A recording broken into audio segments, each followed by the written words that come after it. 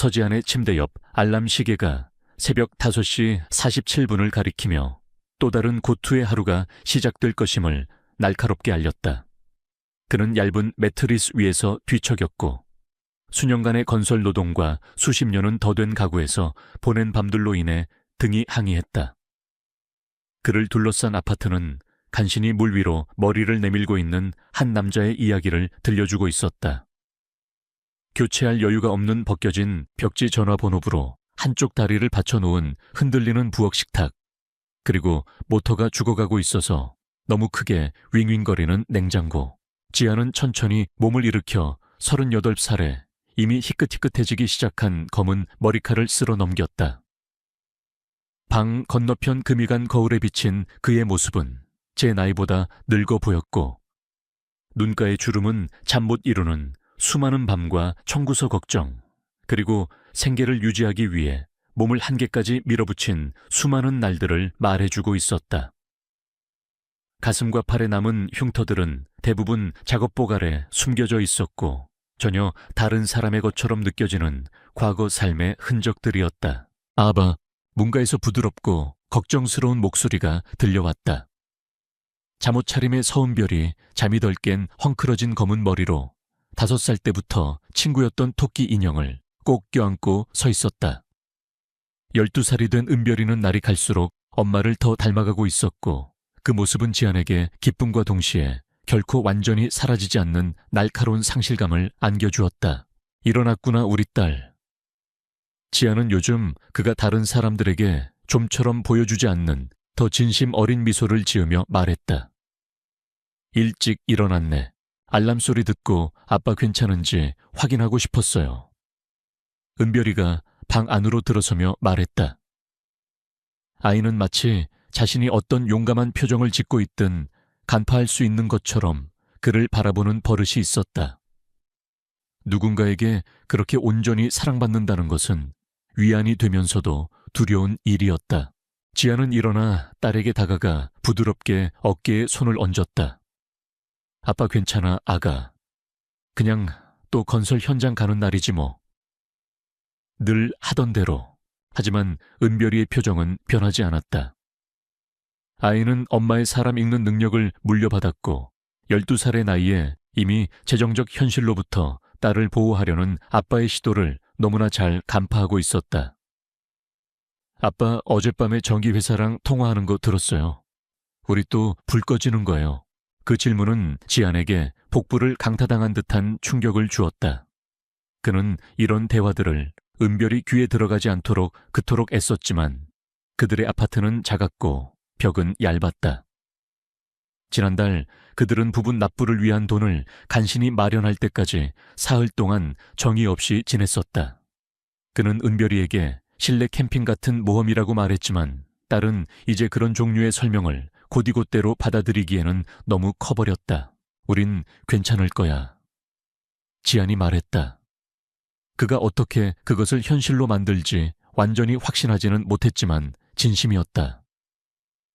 이번 주에 초과 근무가 좀 잡혀 있고 옆집 윤 여사님 댁에서 내가 할 만한 자질구레한 일들이 좀 있다고 하셨어. 어떻게든 될 거야. 은별이는 고개를 끄덕였지만 지아는 딸의 눈에 서린 걱정을 볼 수 있었다. 아이는 12살이었고 이미 어떤 아이도 생각해서는 안 될 부담감을 짊어지고 있었다. 그 사실은 그의 가슴 속에 맹렬하고 보호적인 무언가를 치밀어 오르게 만들었다. 한때 그를 해군 특수전전단이 배출한 가장 유능한 전사 중 하나로 만들었던 바로 그 감정이었다. 학교 갈 준비해. 그가 딸의 정수리에 입을 맞추며 말했다. 아빠가 아침 차려줄게. 부엌은 2사람이 있기에도 비좁았지만 지아는 제한된 자원을 최대한 활용하는 법을 배운 사람, 특유의 효율성으로 움직였다. 그는 냉장고에 남은 마지막 달걀 3개를 스크램블했고 유통기한이 하루 지난 식빵을 토스트했으며 물을 타서 양을 늘린 오렌지 주스를 따랐다. 변변치 않았지만 그들이 가진 전부였다. 15분 후 이미 너무 짧아진 청바지와 이번 주에 벌써 3번이나 입은 스웨터를 입은 은별이가 나타났다. 지아는 이번 주말에 중고시장을 확인해 봐야겠다고 속으로 생각했지만 그의 예산으로는 많은 것을 살 수 없다는 것을 알고 있었다. 아빠 은별이가 흔들리는 식탁에 앉으며 말했다. 제니 엄마가 뒷마당 데크 고칠 사람 찾고 있대요. 아빠가 그런 거 정말 잘한다고 말했어요. 지아는 딸의 변함없는 능력에 대한 믿음에 미소 지었다. 추천 고맙다, 우리 딸. 퇴근하고 박씨 아주머니께 전화해볼게. 그들은 편안한 침묵 속에서 식사했다. 조각들이 빠져나가도 완전한 가족이 되는 법을 배운 두 사람에게서 오는 그런 종류의 침묵이었다. 지아는 은별이가 접시 위에 모든 음식을 조심스럽게 먹는 것을 지켜보았다. 그리고 딸이 보지 않을 때 자신의 달걀 절반을 딸의 접시에 밀어 넣었다. 오늘 학교까지 걸어갈 수 있어요. 식사를 마치자 은별이가 말했다. 아빠가 태워다 주지 않아도 돼요. 지아는 딸의 말이 끝나기도 전에 이미 고개를 젓고 있었다. 어림없지. 내가 태워다 줄 거야. 어차피 현장 가는 길에 있기도 하고. 이것은 부분적으로만 사실이었다.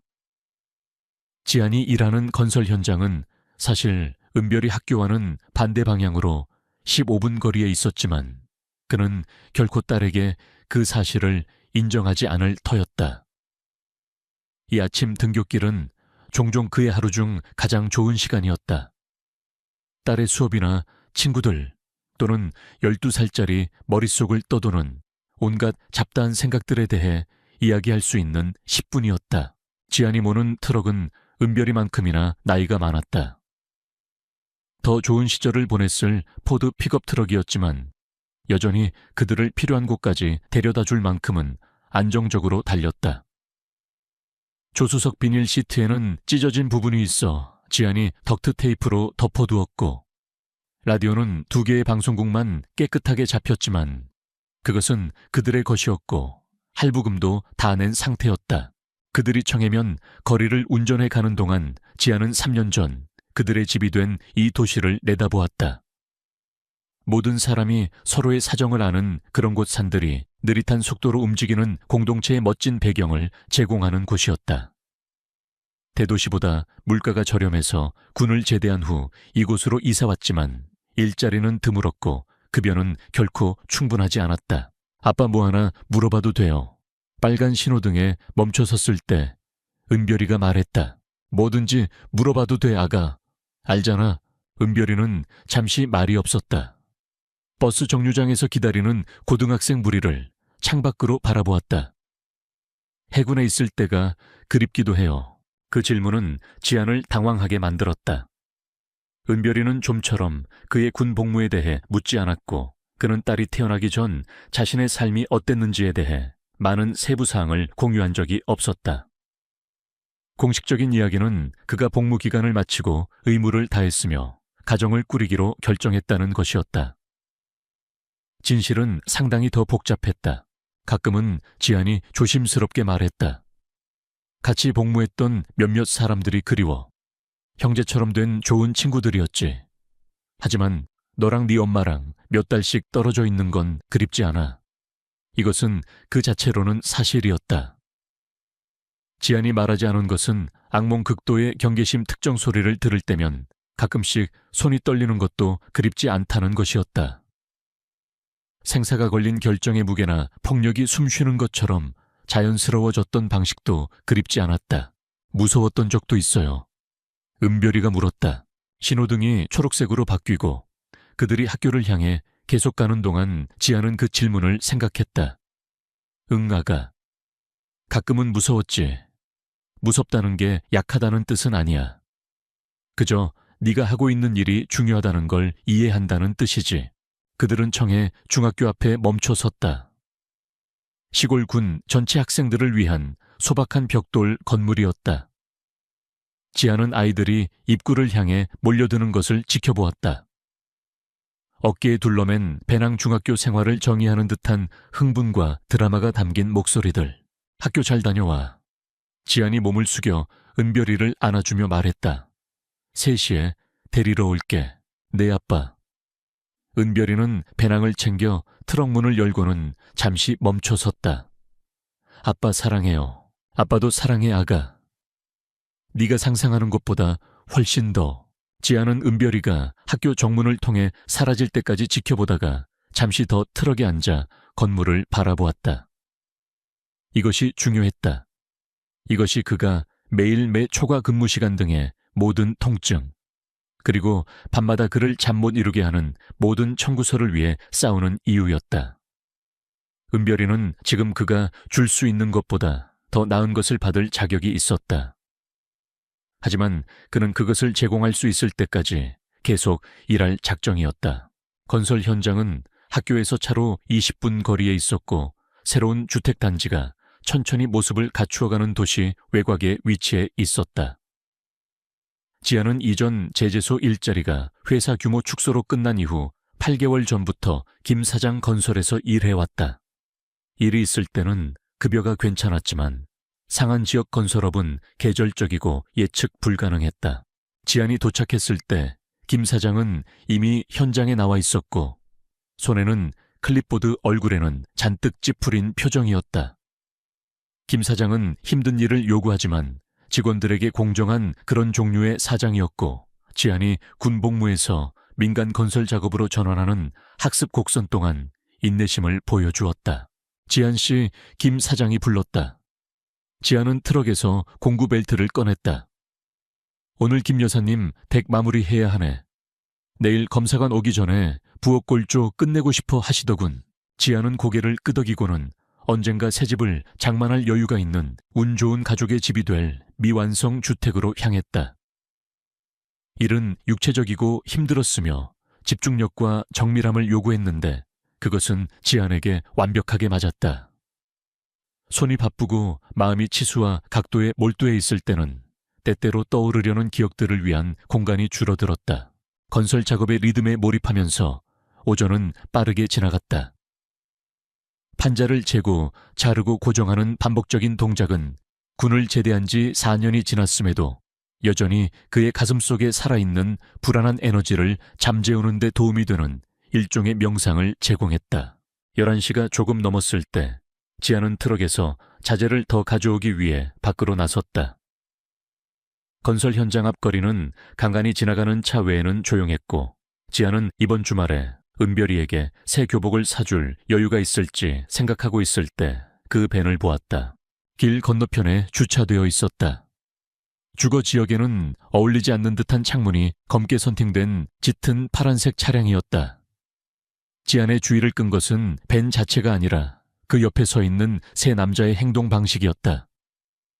그들의 몸짓은 긴장되고 경계심이 가득했으며 지안이 군사훈련에서 알아볼 수 있는 방식으로 주변을 계속 살피고 있었다. 감시 행동이었다. 그때 그는 젊은 여자를 보았다. 길 건너편에서도 금발의 여자가 순순히 밴 쪽으로 가지 않으려 버티고 있는 것이 분명히 보였다. 24살쯤 되어 보였고 청바지에 대학 스웨트셔츠 차림이었으며 세 남자가 예상했던 것보다 더 거세게 저항하고 있었다. 한 명이 그녀의 팔을 잡고 앞으로 끌려 했고 다른 한 명은 누가 보고 있는지 불안하게 주위를 살폈다. 지안의 첫 번째 본능은 외면하는 것이었다. 군을 제대한 후 몇 년 동안 그는 대립을 피하고 고개를 숙이고 자신의 문제에만 집중하도록 스스로를 훈련시켰었다. 그에게는 은별이가 있었고 내야 할 청구서들이 있었으며 재건해야 할 삶이 있었다. 다른 사람들의 문제에 휘말리는 것은 그가 감당할 수 없는 사치였다. 하지만 그가 지켜보는 동안 크리스탈의 팔을 잡고 있던 남자가 그녀의 팔을 등 뒤로 비틀었고 그녀는 고통스러운 비명을 질렀다. 그 소리가 아침 공기를 가르고 지안에게 물리적인 타격처럼 와 닿았다. 갑자기 그는 아이다호주 비스타 포인트의 건설 현장 밖에 서 있는 것이 아니었다. 약탈자들이 무고한 사람들을 해치고 선량한 사람들이 더 안전하기 때문에 외면했던 곳들로 돌아가 있었다. 도와주세요. 여자의 목소리가 절박하고 겁에 질린 채 길 건너편까지 들려왔다. 누구 없어요. 도와주세요. 세 남자는 이제 명백히 동요하고 있었다. 두목으로 보이는 검은 머리에 건장한 남자가 러시아어로 들리는 말로 빠르게 이야기하고 있었다. 더 젊고 불안해 보이는 두 번째 남자는 계속해서 거리를 살폈고, 세 번째 남자는 여전히 여자를 열린 벤 문 쪽으로 억지로 밀어 넣으려 하고 있었다. 지아는 의식적으로 결정을 내리기도 전에 이미 움직이고 있는 자신을 발견했다. 그가 길을 건너자 공구 벨트가 땅에 떨어졌다. 그의 발걸음은 단호하고 직접적이었다. 민간인 생활 몇 년이 한 걸음 한 걸음 내디딜 때마다 사라지는 듯했고, 본능이 될 때까지 훈련받았던 것들이 그 자리를 대신했다. 서지안의 침대 옆 알람 시계가 새벽 5시 47분을 가리키며 또 다른 고투의 하루가 시작될 것임을 날카롭게 알렸다. 그는 얇은 매트리스 위에서 뒤척였고, 수년간의 건설 노동과 수십 년은 더된 가구에서 보낸 밤들로 인해 등이 항의했다. 그를 둘러싼 아파트는 간신히 물 위로 머리를 내밀고 있는 한 남자의 이야기를 들려주고 있었다. 교체할 여유가 없는 벗겨진 벽지 전화번호부로 한쪽 다리를 받쳐놓은 흔들리는 부엌 식탁, 그리고 모터가 죽어가고 있어서 너무 크게 윙윙거리는 냉장고. 지아는 천천히 몸을 일으켜 38살에 이미 희끗희끗해지기 시작한 검은 머리칼을 쓸어 넘겼다. 방 건너편 금이 간 거울에 비친 그의 모습은 제 나이보다 늙어 보였고, 눈가의 주름은 잠 못 이루는 수많은 밤과 청구서 걱정, 그리고 생계를 유지하기 위해 몸을 한계까지 밀어붙인 수많은 날들을 말해주고 있었다. 가슴과 팔에 남은 흉터들은 대부분 작업복 아래 숨겨져 있었고, 전혀 다른 사람의 것처럼 느껴지는 과거 삶의 흔적들이었다. 아바, 문가에서 부드럽고 걱정스러운 목소리가 들려왔다. 잠옷 차림의 서은 별이 잠이 덜 깬 헝클어진 검은 머리로 5살 때부터 친구였던 토끼 인형을 꼭 껴안고 서 있었다.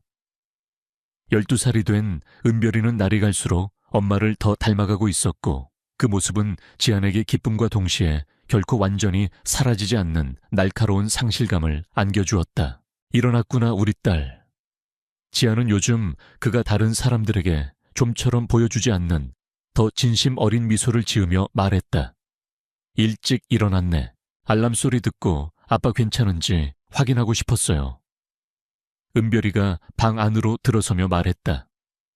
아이는 마치 자신이 어떤 용감한 표정을 짓고 있든 간파할 수 있는 것처럼 그를 바라보는 버릇이 있었다. 누군가에게 그렇게 온전히 사랑받는다는 것은 위안이 되면서도 두려운 일이었다. 지아는 일어나 딸에게 다가가 부드럽게 어깨에 손을 얹었다. 아빠 괜찮아, 아가. 그냥 또 건설 현장 가는 날이지 뭐. 늘 하던 대로. 하지만 은별이의 표정은 변하지 않았다. 아이는 엄마의 사람 읽는 능력을 물려받았고, 12살의 나이에 이미 재정적 현실로부터 딸을 보호하려는 아빠의 시도를 너무나 잘 간파하고 있었다. 아빠 어젯밤에 전기 회사랑 통화하는 거 들었어요. 우리 또 불 꺼지는 거예요. 그 질문은 지안에게 복부를 강타당한 듯한 충격을 주었다.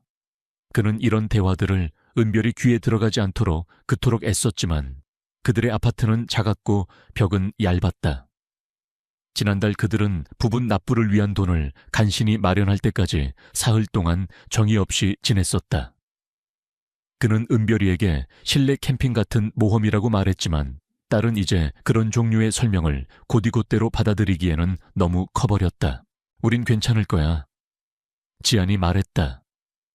그가 어떻게 그것을 현실로 만들지 완전히 확신하지는 못했지만 진심이었다. 이번 주에 초과 근무가 좀 잡혀있고 옆집 윤 여사님 댁에서 내가 할 만한 자질구레한 일들이 좀 있다고 하셨어. 어떻게든 될 거야. 은별이는 고개를 끄덕였지만 지아는 딸의 눈에 서린 걱정을 볼 수 있었다. 아이는 12살이었고 이미 어떤 아이도 생각해서는 안 될 부담감을 짊어지고 있었다.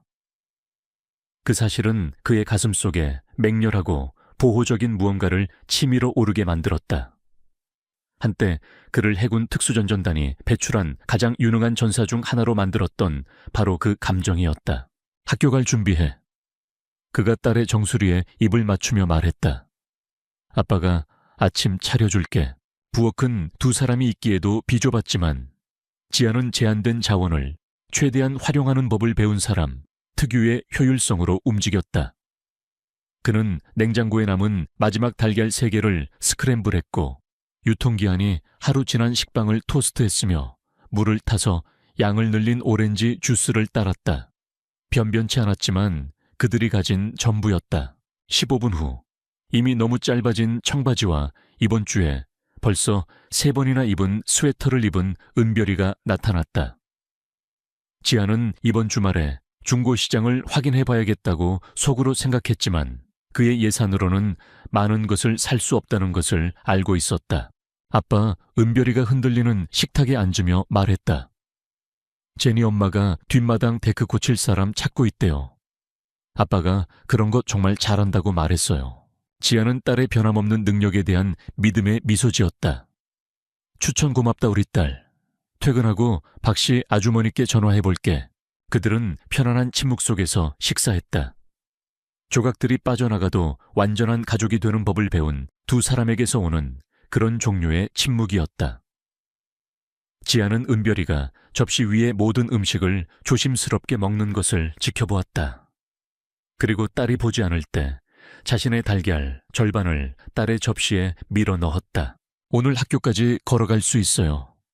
식사를 마치자 은별이가 말했다. 아빠가 태워다 주지 않아도 돼요. 지아는 딸의 말이 끝나기도 전에 이미 고개를 젓고 있었다. 어림없지. 내가 태워다 줄 거야. 어차피 현장 가는 길에 있기도 하고. 이것은 부분적으로만 사실이었다. 지안이 일하는 건설 현장은 사실 은별이 학교와는 반대 방향으로 15분 거리에 있었지만 그는 결코 딸에게 그 사실을 인정하지 않을 터였다. 이 아침 등굣길은 종종 그의 하루 중 가장 좋은 시간이었다. 딸의 수업이나 친구들 또는 12살짜리 머릿속을 떠도는 온갖 잡다한 생각들에 대해 이야기할 수 있는 10분이었다. 지안이 모는 트럭은 은별이만큼이나 나이가 많았다. 더 좋은 시절을 보냈을 포드 픽업 트럭이었지만 여전히 그들을 필요한 곳까지 데려다 줄 만큼은 안정적으로 달렸다. 조수석 비닐 시트에는 찢어진 부분이 있어 지안이 덕트 테이프로 덮어두었고 라디오는 2개의 방송국만 깨끗하게 잡혔지만 그것은 그들의 것이었고 할부금도 다 낸 상태였다.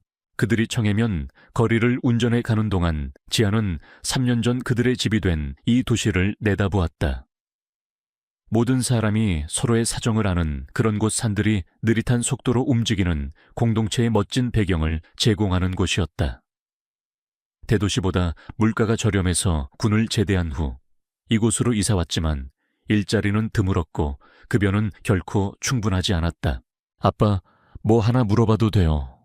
빨간 신호등에 멈춰 섰을 때 은별이가 말했다. 뭐든지 물어봐도 돼, 아가. 알잖아. 은별이는 잠시 말이 없었다. 버스 정류장에서 기다리는 고등학생 무리를 창밖으로 바라보았다. 해군에 있을 때가 그립기도 해요. 그 질문은 지안을 당황하게 만들었다. 은별이는 좀처럼 그의 군 복무에 대해 묻지 않았고 그는 딸이 태어나기 전 자신의 삶이 어땠는지에 대해 많은 세부사항을 공유한 적이 없었다. 공식적인 이야기는 그가 복무 기간을 마치고 의무를 다했으며 가정을 꾸리기로 결정했다는 것이었다. 진실은 상당히 더 복잡했다. 가끔은 지안이 조심스럽게 말했다. 같이 복무했던 몇몇 사람들이 그리워. 형제처럼 된 좋은 친구들이었지. 하지만 너랑 네 엄마랑 몇 달씩 떨어져 있는 건 그립지 않아. 이것은 그 자체로는 사실이었다. 지안이 말하지 않은 것은 악몽 극도의 경계심 특정 소리를 들을 때면 가끔씩 손이 떨리는 것도 그립지 않다는 것이었다. 생사가 걸린 결정의 무게나 폭력이 숨쉬는 것처럼 자연스러워졌던 방식도 그립지 않았다. 무서웠던 적도 있어요. 은별이가 물었다. 신호등이 초록색으로 바뀌고 그들이 학교를 향해 계속 가는 동안 지안은 그 질문을 생각했다. 응, 아가. 가끔은 무서웠지. 무섭다는 게 약하다는 뜻은 아니야. 그저 네가 하고 있는 일이 중요하다는 걸 이해한다는 뜻이지. 그들은 청해 중학교 앞에 멈춰 섰다. 시골군 전체 학생들을 위한 소박한 벽돌 건물이었다. 지아는 아이들이 입구를 향해 몰려드는 것을 지켜보았다. 어깨에 둘러맨 배낭 중학교 생활을 정의하는 듯한 흥분과 드라마가 담긴 목소리들. 학교 잘 다녀와. 지안이 몸을 숙여 은별이를 안아주며 말했다. 3시에 데리러 올게. 네 아빠. 은별이는 배낭을 챙겨 트럭 문을 열고는 잠시 멈춰 섰다. 아빠 사랑해요. 아빠도 사랑해 아가. 네가 상상하는 것보다 훨씬 더. 지아는 은별이가 학교 정문을 통해 사라질 때까지 지켜보다가 잠시 더 트럭에 앉아 건물을 바라보았다. 이것이 중요했다. 이것이 그가 매일 매 초과 근무 시간 등의 모든 통증, 그리고 밤마다 그를 잠 못 이루게 하는 모든 청구서를 위해 싸우는 이유였다. 은별이는 지금 그가 줄 수 있는 것보다 더 나은 것을 받을 자격이 있었다. 하지만 그는 그것을 제공할 수 있을 때까지 계속 일할 작정이었다. 건설 현장은 학교에서 차로 20분 거리에 있었고 새로운 주택단지가 천천히 모습을 갖추어가는 도시 외곽에 위치해 있었다. 지아는 이전 제재소 일자리가 회사 규모 축소로 끝난 이후 8개월 전부터 김 사장 건설에서 일해왔다. 일이 있을 때는 급여가 괜찮았지만 상한 지역 건설업은 계절적이고 예측 불가능했다. 지안이 도착했을 때 김 사장은 이미 현장에 나와 있었고 손에는 클립보드, 얼굴에는 잔뜩 찌푸린 표정이었다. 김 사장은 힘든 일을 요구하지만 직원들에게 공정한 그런 종류의 사장이었고 지안이 군 복무에서 민간 건설 작업으로 전환하는 학습 곡선 동안 인내심을 보여주었다. 지안 씨, 김 사장이 불렀다. 지안은 트럭에서 공구 벨트를 꺼냈다. 오늘 김 여사님 댁 마무리해야 하네. 내일 검사관 오기 전에 부엌 골조 끝내고 싶어 하시더군. 지아는 고개를 끄덕이고는 언젠가 새 집을 장만할 여유가 있는 운 좋은 가족의 집이 될 미완성 주택으로 향했다. 일은 육체적이고 힘들었으며 집중력과 정밀함을 요구했는데 그것은 지안에게 완벽하게 맞았다. 손이 바쁘고 마음이 치수와 각도에 몰두해 있을 때는 때때로 떠오르려는 기억들을 위한 공간이 줄어들었다. 건설 작업의 리듬에 몰입하면서 오전은 빠르게 지나갔다. 판자를 재고 자르고 고정하는 반복적인 동작은 군을 제대한 지 한년이 지났음에도 여전히 그의 가슴 속에 살아있는 불안한 에너지를 잠재우는데 도움이 되는 일종의 명상을 제공했다. 11시가 조금 넘었을 때 지아는 트럭에서 자재를 더 가져오기 위해 밖으로 나섰다. 건설 현장 앞거리는 간간히 지나가는 차 외에는 조용했고 지아는 이번 주말에 은별이에게 새 교복을 사줄 여유가 있을지 생각하고 있을 때 그 밴을 보았다. 길 건너편에 주차되어 있었다. 주거 지역에는 어울리지 않는 듯한 창문이 검게 선팅된 짙은 파란색 차량이었다. 지안의 주의를 끈 것은 밴 자체가 아니라 그 옆에 서 있는 세 남자의 행동 방식이었다. 그들의 몸짓은 긴장되고 경계심이 가득했으며 지안이 군사훈련에서 알아볼 수 있는 방식으로 주변을 계속 살피고 있었다. 감시 행동이었다. 그때 그는 젊은 여자를 보았다. 길 건너편에서도 금발의 여자가 순순히 밴 쪽으로 가지 않으려 버티고 있는 것이 분명히 보였다. 24살쯤 되어 보였고 청바지에 대학 스웨트셔츠 차림이었으며 세 남자가 예상했던 것보다 더 거세게 저항하고 있었다. 한 명이 그녀의 팔을 잡고 앞으로 끌려 했고 다른 한 명은 누가 보고 있는지 불안하게 주위를 살폈다. 지안의 첫 번째 본능은 외면하는 것이었다. 군을 제대한 후 몇 년 동안 그는 대립을 피하고 고개를 숙이고 자신의 문제에만 집중하도록 스스로를 훈련시켰었다. 그에게는 은별이가 있었고 내야 할 청구서들이 있었으며 재건해야 할 삶이 있었다. 다른 사람들의 문제에 휘말리는 것은 그가 감당할 수 없는 사치였다. 하지만 그가 지켜보는 동안 크리스탈의 팔을 잡고 있던 남자가 그녀의 팔을 등 뒤로 비틀었고 그녀는 고통스러운 비명을 질렀다. 그 소리가 아침 공기를 가르고 지안에게 물리적인 타격처럼 와 닿았다. 갑자기 그는 아이다호 주피스타 포인트의 건설 현장 밖에 서 있는 것이 아니었다.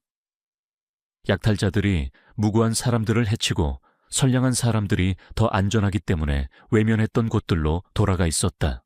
도와주세요. 여자의 목소리가 절박하고 겁에 질린 채 길 건너편까지 들려왔다. 누구 없어요. 도와주세요. 세 남자는 이제 명백히 동요하고 있었다. 두목으로 보이는 검은 머리에 건장한 남자가 러시아어로 들리는 말로 빠르게 이야기하고 있었다. 뒤어 젊고 불안해 보이는 두 번째 남자는 계속해서 거리를 살폈고 세 번째 남자는 여전히 여자를 열린 밴 문 쪽으로 억지로 밀어 넣으려 하고 있었다. 지아는 의식적으로 결정을 내리기도 전에 이미 움직이고 있는 자신을 발견했다. 그가 길을 건너자 공구 벨트가 땅에 떨어졌다. 그의 발걸음은 단호하고 직접적이었다. 민간인 생활 몇 년이 한 걸음 한 걸음 내디딜 때마다 사라지는 듯했고 본능이 될 때까지 훈련받았던 것들이 그 자리를 대신했다. 그만둬. 아직 20피트 약 6미터는 떨어져 있었지만 서지안의 외침은 단호했다. 세 남자가 일제히 그를 향해 돌아섰다. 지안은 즉시 그들의 얼굴과 자세에서 상황을 읽었다. 이들은 단순한 좀도둑이나 기회주의적인 폭력배가 아니었다. 그들은 정기적으로 함께 일하는 사람들처럼 조직적으로 움직였고 몸을 배치하는 방식은 이런 일을 전에도 해봤다는 것을 말해주고 있었다. 두목격인 빅토르 박이 앞으로 나섰다. 그의 손이 재킷 안쪽으로 향했다. 불법으로 소지한 듯한 권총의 윤곽이 희미하게 드러났다. 신경 끄시지 친구. 당신 일 아니야. 그의 한국어는 심한 외국 억양이 섞여 있었고 강하니 러시아어가 튀어나왔다. 그는 아마도 40대로 개인적인 건강보다는 직업적인 이유로 몸 관리를 하는 듯한 다부진 체격이었다. 저 아가씨가 도움을 요청했어. 그럼 내 일이 되는 거요. 지아는 계속해서 다가갔다. 최수아는 여전히 발버둥치고 있었지만 그녀의 눈은 지안의 얼굴을 발견했고 두려움과 함께 희미한 희망이 어리는 것을 그는 볼 수 있었다. 제발요, 그녀가 말했다. 저 사람들이 저를 어디론가 데려가려고 해요. 저는 저 사람들 몰라요. 25살도 채 안 되어 보이는 젊은 남자는 이 공개적인 대치 상황에 명백히 불안해하고 있었다. 빅토르 그가 두목에게 말했다. 지금 당장 가야 합니다. 빅토르는 지안에게서 눈을 떼지 않고 그를 가늠했다. 지안은 그 시선을 알아보았다. 포식자가 잠재적인 위협을 평가하는 방식이었다. 빅토르가 본 것은 30대 후반의 건설 노동자, 아마도 아침 육체 노동으로 지쳤을 것이고 몇 년간의 민간인 생활로 무뎌졌을 남자였다. 빅토르가 볼 수 없었던 것은 지안이 이미 여러 탈출로를 확보하도록 자동적으로 몸을 배치한 방식 빠른 움직임을 위해 체중이 균형 잡힌 방식 또는 겉보기에는 편안해 보이는 그의 손이 사실 폭력이 필요할 경우 최대한의 효과를 발휘하도록 자세를 취하고 있다는 사실이었다. 마지막 기회다. 빅토르가 말했다. 꺼져. 그 여자분 놔주라고 했소. 지안이 반복했다. 그의 목소리는 차분했지만 그 이면에는 수아가 발버둥을 멈추고 그를 쳐다보게 만드는 무언가가 있었다. 두려움 속에서도 그녀는 대치 상황의 역학관계에 무언가 변화가 생겼음을 감지할 수 있었다. 수아를 잡고 있던 세 번째 남자가 갑자기 그녀를 벤 쪽으로 세게 밀쳤고 동시에 빅토르는 재킷 안에서 권총을 꺼내려 했다. 지안은 즉시 움직였다. 세 번의 빠른 걸음으로 그들 사이의 거리를 좁혔다. 그의 왼손은 권총이 홀스터에서 완전히 빠져나오기 전에 빅토르의 손목을 낚아챘고 오른손은 남자의 명치에 그를 두 번 접히게 만들 만큼 충분한 힘으로 주먹을 꽂아 넣었다. 젊은 남자가 자신의 무기를 꺼내려 했지만 지안은 이미 몸을 돌려 빅토르의 몸을 지렛대 삼아 두 번째 공격자의 무릎을 걷어찼고 그는 아스팔트 위로 나가 떨어졌다. 불법 개조된 듯한 권총이 미끄러져 멀리 날아갔다. 수아는 풀려나 달아나고 있었지만 세 번째 남자가 그녀가 완전히 벗어나기 전에 다시 붙잡았다. 지안은 공포와 결단력이 뒤섞인 그녀의 얼굴을 볼 수 있었다. 그녀는 포로의 소나귀에 맞서 싸우고 있었다. 뛰어요. 지안이 그녀에게 소리쳤다. 건설 현장으로 가서 경찰에 신고해요. 하지만 그가 말하는 동안에도 지안은 벤에서 더 많은 남자들이 나오고 있다는 것을 깨달았다. 이것은 단지 3명짜리 작전이 아니었다. 최소 5명이었고 그들은 그가 처음에 생각했던 것보다 훨씬 더 조직적이었다. 빅토르는 고통과 분노로 일그러진 얼굴로 몸을 바로 세우고 있었다. 내 놈이 무슨 짓을 했는지 전혀 모르는군. 그가 숨을 헐떡이며 말했다. 누구를 상대하고 있는지도 계몽시켜 주시지. 지안이 공격자들과 수아 사이에 자리를 지키며 말했다. 2명의 남자가 벤 주위를 돌아 측면으로 다가왔고 지안은 새로운 승산을 재빨리 평가했다. 5대 하나 아마도 모두 무장했고 최소한 1명은 전문적으로 훈련받았을 것이다. 특수전 시절이라면 감당할 만한 숫자였지만 그때는 지원 병력 우수한 장비 그리고 기습에 이점이 있었다. 지금 그에게는 매일 밤 아빠가 집에 돌아오기를 필요로 하는 12살짜리 딸이 있었다.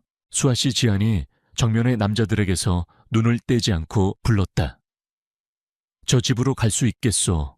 그가 김 사장이 왜 자기 직원이 갑자기 사라졌는지 궁금해하고 있을 건설 현장을 향해 고갯짓했다. 네 갈 수 있을 것 같아요. 수아가 대답했다. 그녀는 주차된 채 몸을 바짝 붙여 엄폐물로 사용하려 하고 있었다. 내 신호에 맞춰 뛰어요. 뒤돌아보지 말고, 멈추지 말고, 안으로 들어가서 100에 전화해요. 빅토르는 완전히 회복하여 몸을 바로 세웠고 그의 손은 다시 재킷 안으로 향하고 있었다. 영웅이라도 된 줄 아나 그가 지안에게 물었다. 영화에서처럼 세상을 구했다고 생각하는 건가? 나는 여자가 다치는 걸 싫어하는 남자라고 생각하오. 지안이 대답했다. 아무래도 그게 당신들과 나를 다르게 만드는 모양이군. 대치 상황은 몇 초 동안 이어졌고 양측 모두 승산과 가능성을 계산하고 있었다. 지안은 근육에 익숙한 긴장감을 느꼈고 호흡은 훈련에서 배운 통제된 리듬으로 자동적으로 바뀌어 있었다. 그의 일부는 오래된 반사신경이 얼마나 쉽게 돌아왔는지에 놀라고 있었다. 빅토르가 갑자기 미소를 지었고 그것은 유쾌한 표정이 아니었다. 영웅 놀이하고 싶나 좋아. 하지만 명심해라. 이건 여기서 끝나지 않아. 우리는 이 동네를 안다. 누가 사는지도 알지. 우리는 너를 찾을 것이다. 행운을 비워. 지안이 말했다.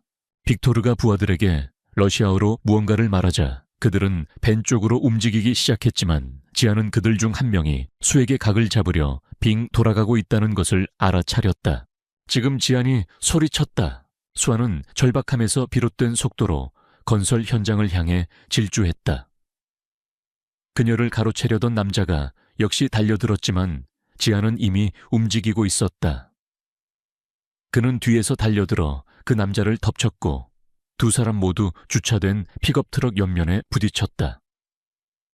충격으로 지안의 폐에서 공기가 빠져나갔지만 그는 다른 남자가 수아를 추격하지 못하도록 간신히 막아냈다. 등 뒤에서는 빅토르가 명령을 외치는 소리와 벤문이 쾅 닫히는 소리가 들렸다. 지안이 고개를 들었을 때 벤은 타이어 마찰음을 내며 연석에서 멀어지고 있었다. 빅토르는 조수석에 앉아 있었고 창문을 통해 지안과 눈이 마주쳤다. 멀리서도 지안은 그 시선에 담긴 약속을 읽을 수 있었다. 이건 끝난 게 아니었다. 지안은 포장도로에서 몸을 일으켜 자동적으로 부상 여부를 확인했다. 내일 어깨가 꽤 아플 것이고 트럭 범퍼에 손을 긁혔지만 심각한 것은 없었다. 더 중요한 것은 수아가 안전하다는 것이었다. 그는 건설 현장에서 김 사장 옆에 서서 휴대폰에 대고 빠르게 이야기하고 있는 그녀를 발견했다. 그녀는 지안이 다가오는 것을 보고 전화를 끊고 그에게 달려왔다. 괜찮으세요? 그녀가 부상 흔적이라도 찾으려는 듯 그를 위아래로 훑어보며 물었다. 112호에 전화했어요. 경찰이 오고 있대요. 저는 괜찮습니다. 지안이 말했다. 수아 씨는요? 다치신 데는 없고요. 수아는 고개를 저었지만 지안은 그녀가 떨고 있는 것을 볼 수 있었다. 아드레날린이 빠져나가면서 방금 자신에게 거의 일어날 뻔했던 일에 완전한 현실이 밀려오고 있었다. 김 사장이 그들에게 다가왔다. 그의 표정은 암울했다. 지안 씨, 대체 무슨 일이었나? 저놈들 누구야? 모르겠습니다. 지안이 말했지만 그것은 대부분 사실이었다. 의심은 갔지만 구체적인 정보는 없었다. 그냥 저 여자분을 벤에 강제로 태우려는 걸 봤습니다. 인신매매범들이에요. 수아가 조용히 말했다. 두 남자가 그녀를 쳐다보았다. 그들이었어요. 제가 이 지역 젊은 여성 실종 사건들을 조사하고 있었거든요. 그들이 제가 찾지 않기를 바랐던 무언가에 너무 가까이 다가갔던 것 같아요. 김 사장의 표정이 어두워졌다. 인신매매라니. 여기 청해면에서 어디에나 있어요. 수아가 말했다. 작은 마을이든 큰 도시든. 그들은 취약한 여성들, 특히 강력한 지원 체계가 없거나 당장 실종되어도 아무도 찾지 않을 사람들을 노려요. 지아는 수아의 얼굴을 살폈다. 그녀가 그 주제에 대해 이야기하는 방식에서 단순한 조사를 넘어선 지식이 느껴졌다. 조사 중이라고 하셨죠. 혹시 경찰이십니까? 형사사법학 전공 대학생이에요. 수아가 설명했다. 하지만 시골 지역 인신매매 패턴에 대한 논문 연구를 하고 있었어요. 그런데 3개월 전에 제 룸메이트 이지현이 실종되면서 비슷한 사건들을 더 깊이 파고들기 시작했죠. 사이렌 소리가 점점 더 가까워지고 있었고 지안은 경찰 순찰차 한 대가 그들의 거리로 접어드는 것을 볼 수 있었다. 그는 딸아이와 조용한 삶을 지키고 싶었기에 경찰에 진술하고 자신의 배경에 대한 질문에 답해야 한다는 생각에 가슴속에서 익숙한 갑갑함을 느꼈다. 수아 씨, 그가 말했다. 경찰이 오면 그냥 있었던 일만 말하세요. 제 군 복무에 대해서는 그들이 특별히 묻지 않는 한 언급하지 마시고요. 그녀가 호기심 어린 눈으로 그를 쳐다보았다. 왜요? 제 딸아이를 위해 조용한 삶을 만들려고 애쓰고 있기 때문입니다. 지안이 말했다. 그리고 이런 상황에 휘말리는 건 그 계획의 일부가 아니고요. 하지만 그가 말을 하는 동안에도 지안은 그런 종류의 사고방식은 이미 너무 늦었다는 것을 알고 있었다. 빅토르의 마지막 위협은 분명했다. 그들은 그를 찾을 것이었다. 그리고 만약 그들이 그를 찾을 수 있다면 은별이도 찾을 수 있었다. 경찰 순찰차가 건설 현장 앞에 멈춰섰고 두 번째 차가 뒤따랐다. 경찰관 2명이 내렸고 지안은 그중 한 명인 강소진 형사를 알아보았다. 3년 전 은별이를 학교에 등록시킬 때 서류 작업을 도와주었던 사람이었다. 서지한 씨. 강 형사가 다가오며 불렀다. 납치 미수 사건 신고받고 출동했습니다. 맞습니다. 지안이 말했다. 이 남자들이 이 젊은 여성을 벤에 강제로 태우려 했습니다. 그녀는 간신히 빠져나왔고요. 수아가 경찰관들에게 자신의 이야기를 시작하는 동안 지안은 자동적으로 거리를 훑으며 감시의 징후나 재방문 가능성을 찾고 있는 자신을 발견했다.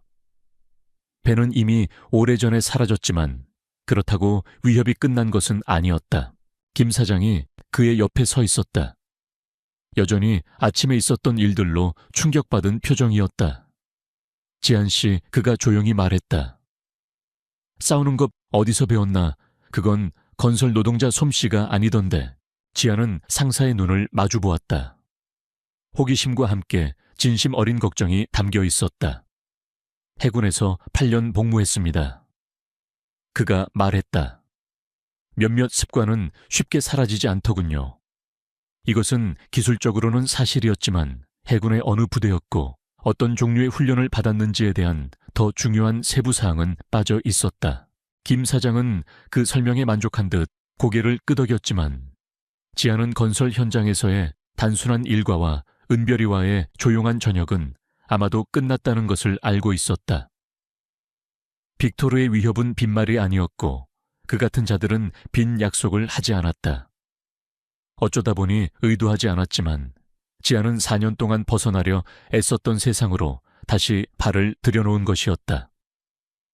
청해면 경찰서의 작은 조사실은 형광등 불빛 아래 싸늘했다.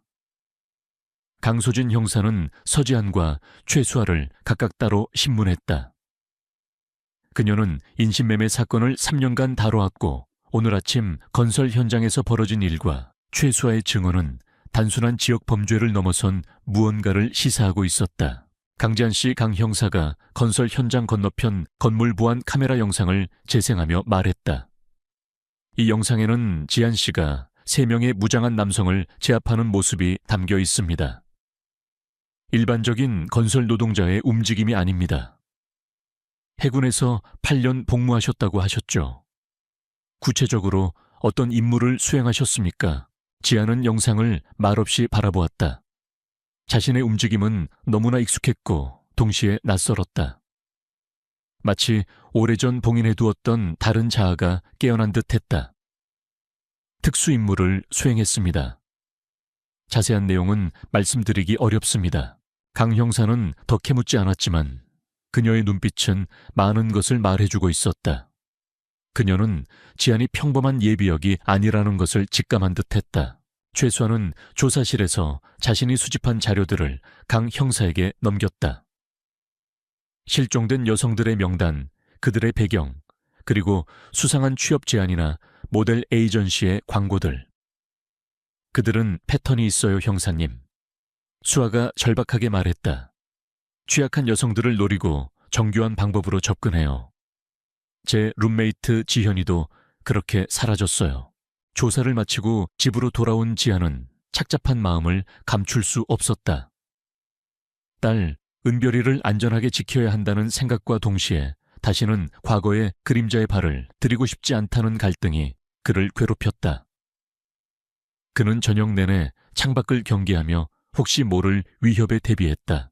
다음 날 아침 지안의 휴대폰이 울렸다. 발신자는 아동보호 전문기관이었다. 심장이 철렁 내려앉았다. 박은영 상담원입니다. 차분한 여성의 목소리가 들려왔다. 강지한 씨 되시죠? 따님 서은별 양의 안전과 관련된 익명의 제보가 접수되어 연락드렸습니다. 지한 씨께서 위험한 활동에 연루되어 아이의 양육 환경에 문제가 있을 수 있다는 내용입니다. 내일 오전 중으로 방문하여 상담을 진행해도 괜찮으실까요? 분노가 치밀어 올랐다. 빅토르 박. 그의 비열한 복수가 시작된 것이었다. 아이를 빌미로 자신을 압박하려는 수작이었다. 상담원님, 그건 명백한 거짓 제보입니다. 어제 저는 납치미수 사건을 막았고 경찰의 모든 상황을 진술했습니다. 그 범죄자들이 저에게 앙심을 품고 이런 짓을 벌이는 겁니다. 물론 저희도 모든 가능성을 열어두고 있습니다, 아버님. 박 상담원의 목소리는 여전히 침착했다. 하지만 규정상 제보가 접수되면 반드시 조사를 진행해야 합니다. 내일 오전 10시에 대구로 방문 드리겠습니다. 전화를 끊은 지아는 주먹을 불끈 쥐었다. 그들이 은별이를 건드린 이상 더 이상 물러설 곳은 없었다. 그때 다시 전화벨이 울렸다. 최수아였다. 그녀의 목소리는 다급하고 불안했다. 지한 씨, 방금 아파트에 다녀왔는데 누가 들어왔던 것 같아요. 문이 살짝 열려 있었고, 아니, 전부 뒤죽박죽이에요. 제 연구 자료들을 찾으려 했던 것 같아요. 다치신 데는 없어요. 지금 어디세요? 경찰서예요. 강 형사님이 당분간 아파트에 돌아가지 않는 게 좋겠다고 하셔서요. 임시 숙소를 알아봐 주신다고는 하는데 지하는 상황이 급박하게 돌아가고 있음을 직감했다. 그는 즉시 강소진 형사에게 연락해 아동보호 전문기관의 전화와 수아의 아파트 침입 사건에 대해 알렸다. 예상했던 시나리오입니다. 강 형사의 목소리는 침착했지만 단호했다.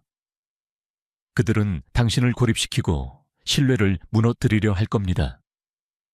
그리고 최수아 씨의 연구 자료는 그들에게 큰 위협이 될 수 있고요.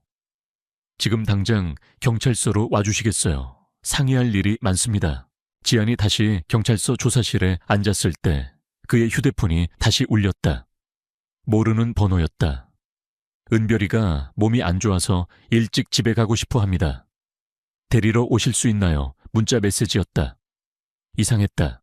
학교에서는 항상 전화로 연락을 해왔고 문자를 보낸 적은 단 한 번도 없었다.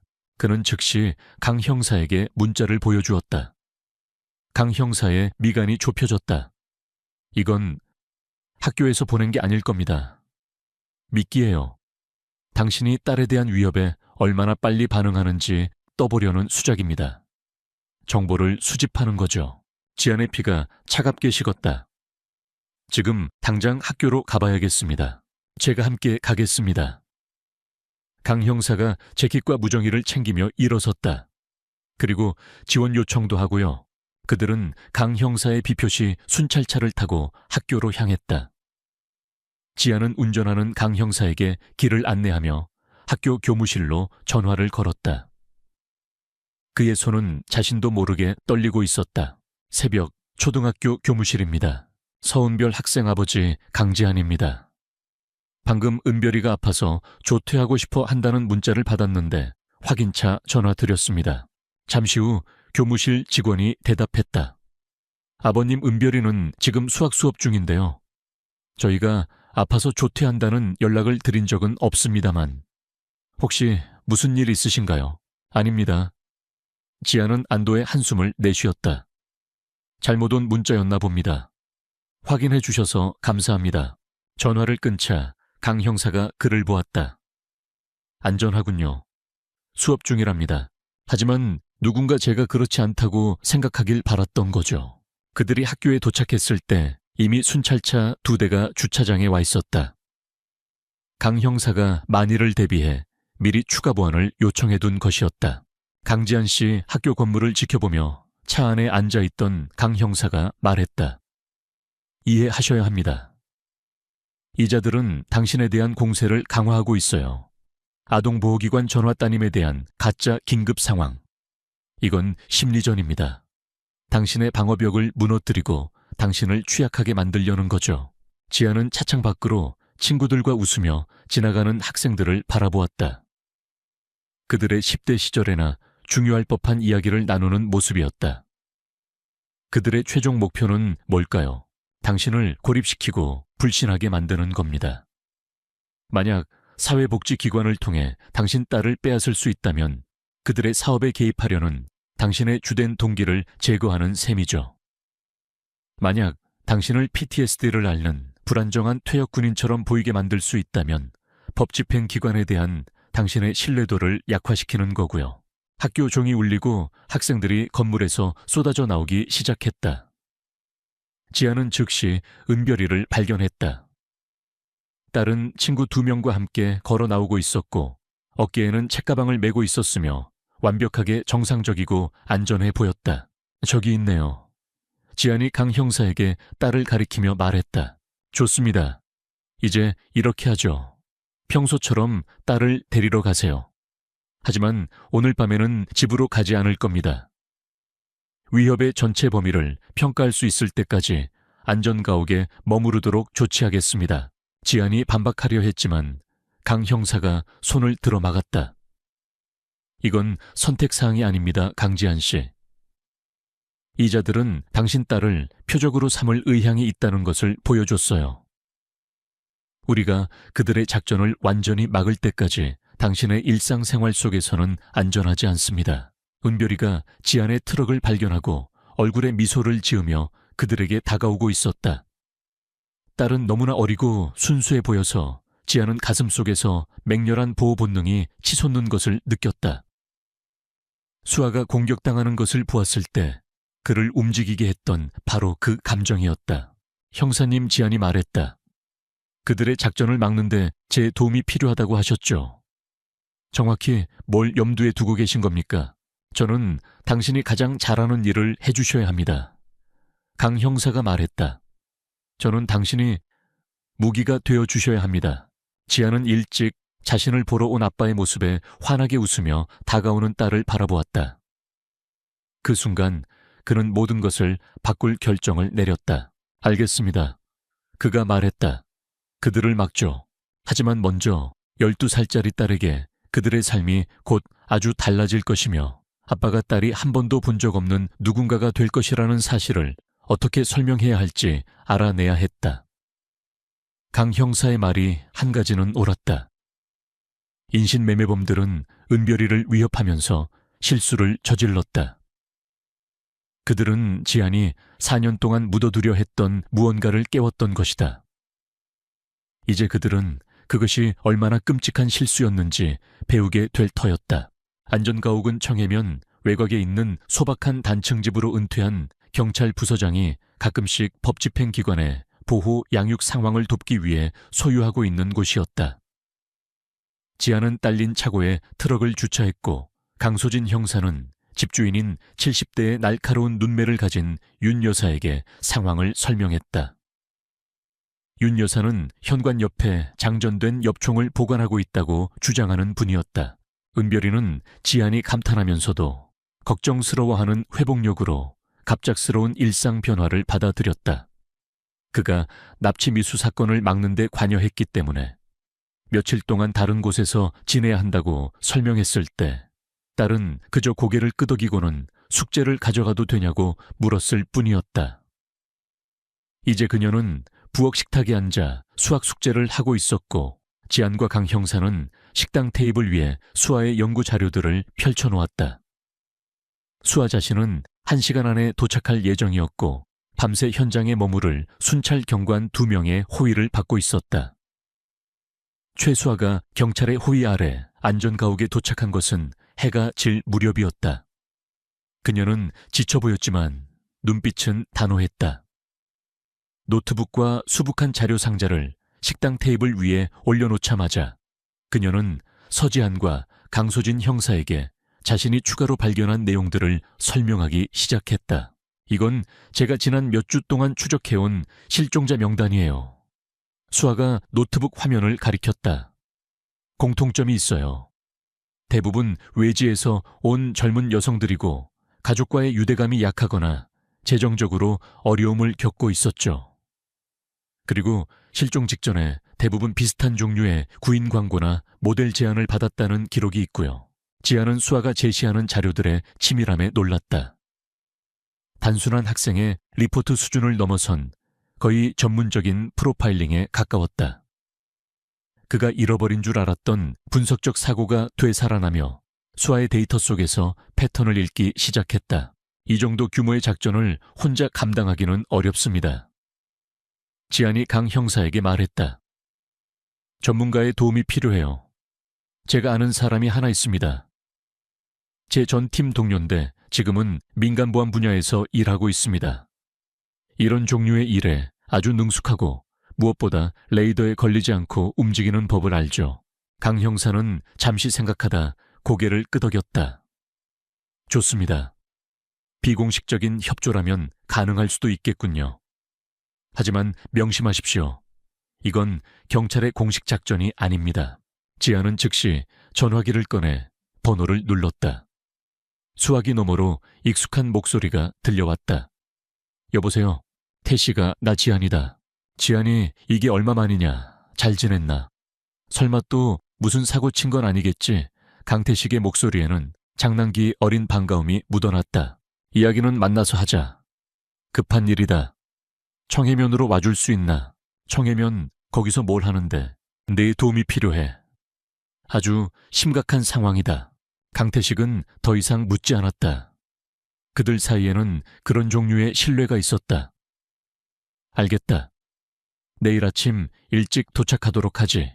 다음날 해가 뜨기도 전에 눈에 띄지 않는 평범한 세단 한 대가 안전가옥 진입로로 들어섰다. 지아는 창가에서 옛 동료가 다가오는 모습을 지켜보았다. 40살의 강태식은 여전히 특수부대 시절에 날카로운 움직임을 유지하고 있었지만 그의 수염에는 희끗희끗한 세월의 흔적이 보였고 눈에는 불안정한 나라에서 수많은 민간 보안 계약을 수행한 데서 오는 특유의 피로감이 어려 있었다. 골칫거리가 자네를 어디든 따라다니는군, 형제. 지안이 문을 열자 태식이 말했다. 그의 목소리에는 참호와 잘못된 결정들을 똑같이 나누었던 사람 특유의 편안한 익숙함이 담겨 있었다. 이번엔 내가 그걸 찾아 나선 셈이지. 지안이 태식을 안으로 안내하며 대답했다. 거실에서는 강 형사와 수아가 참고 단지의 최신 감시 사진들을 검토하고 있었다. 태식은 전문가적인 관심으로 이미지들을 살폈다. 시야 접근 지점, 방어 위치 등을 자동적으로 파악했다. 상대해야 할 적의 규모는 시설 내에는 최소 8명에서 12명으로 추정됩니다. 강 형사가 말했다. 하지만 신속하게 증원 병력을 동원할 능력이 있는 것 같습니다. 임무 목표는 태식이 군사 브리핑 모드로 들어가며 물었다. 주 목표는 정보 수집이네. 지안이 말했다. 이 장소에 희생자들이 억류되어 있다는 확인, 그들의 보안 절차, 문서화, 그리고 주요 인물 식별이 필요하네. 부차적 목표는 태식이 재촉했다. 지안은 망설였다. 만약 즉각적인 위험에 처한 인지를 발견하면 구출한다. 태식이 천천히 고개를 끄덕였다. 교전 규칙은 우리는 민간법 집행 지침에 따라 작전을 수행합니다. 강 형사가 끼어들었다. 이것은 군사작전이 아닙니다, 강 선생님. 형사님 태식이 조심스럽게 말했다. 존경하는 마음으로 말씀드리지만 이자들이 인간을 상품처럼 거래하고 아이들을 위협할 의향이 있다면 그들은 민간 교전 규칙을 존중하지 않을 겁니다. 만약 저와 지안이가 저곳에 들어간다면 그들이 먼저 총을 쏘고 나중에 질문할 것에 대비해야 합니다. 강 형사는 대화의 방향에 불편함을 느끼는 듯했다. 제가 공식적으로 치명적인 무력 사용을 승인할 수는 없습니다. 한국의 엄격한 총기 규제에서 경찰이라 할지라도 무기 사용에는 극도로 신중해야 했다. 인신매매범들이 불법적으로 총기를 소지하고 있을 가능성은 높았지만 그것이 민간인인 지안과 태식에게 총기 사용 권한을 부여하는 것은 아니었다. 그들은 주로 은밀한 침투와 근접 격투술, 그리고 필요하다면 현장에서 무기를 확보하는 방식으로 작전을 수행해야 할 터였다. 그러지 마십시오. 지안이 말했다. 하지만 그들이 총을 쏘기 시작하면 우리도 방역할 것이라는 점은 이해해 주십시오. 수아는 커져가는 걱정으로 대화를 듣고 있었다. 어쩌면 다른 방법이 있을지도 몰라요. 제가 미끼가 되어서 그들 모집책과 접촉하고 시설로 끌려가는 거예요. 절대 안 됩니다. 지안이 즉시 말했다. 효과가 있을 거예요. 수아가 주장했다. 저는 그들 표정 유형에 맞고 이미 저를 조사하고 있다는 것도 알고 있잖아요. 저를 다시 잡는 걸 보너스라고 생각할지도 몰라요. 그리고 뭔가 잘못되면 당신은 죽거나 더 심한 일을 당할 겁니다. 태식이 지적했다. 그건 우리가 감수할 수 있는 위험이 아니에요. 윤 여사님이 준비한 저녁 식사를 마친 은별이가 문가에 나타났다. 아빠, 이분은 누구세요? 은별아, 이분은 강태식 아저씨야.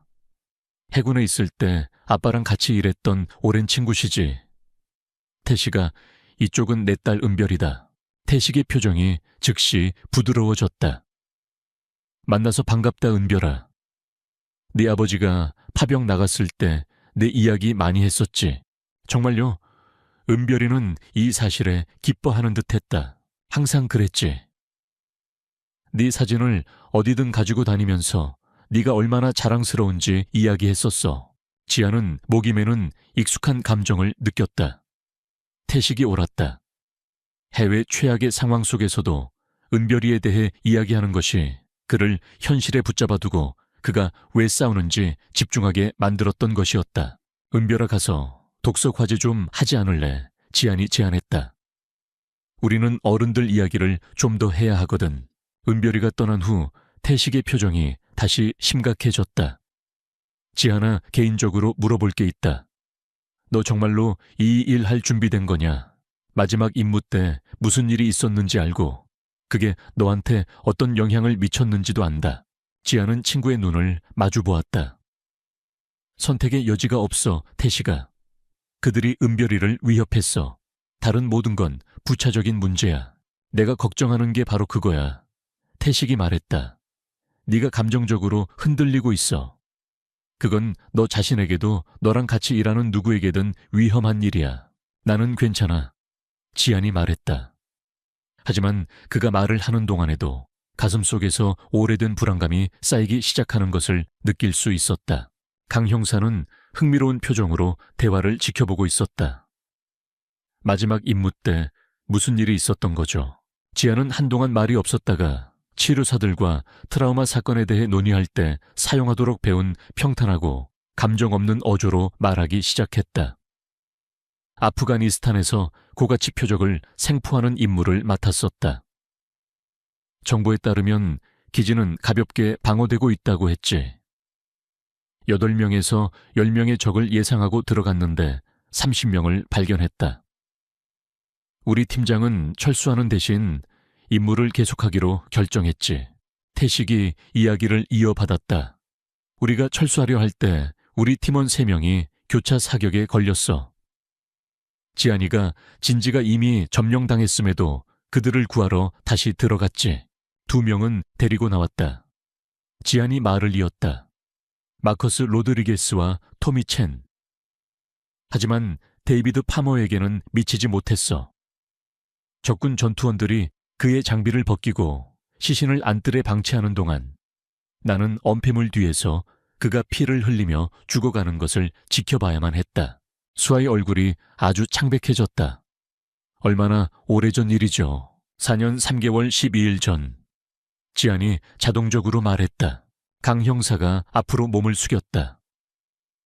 강지안 씨, 방금 하신 말씀을 고려할 때 제가 이런 위험을 감수하시라고 요청할 수 있을지 모르겠습니다.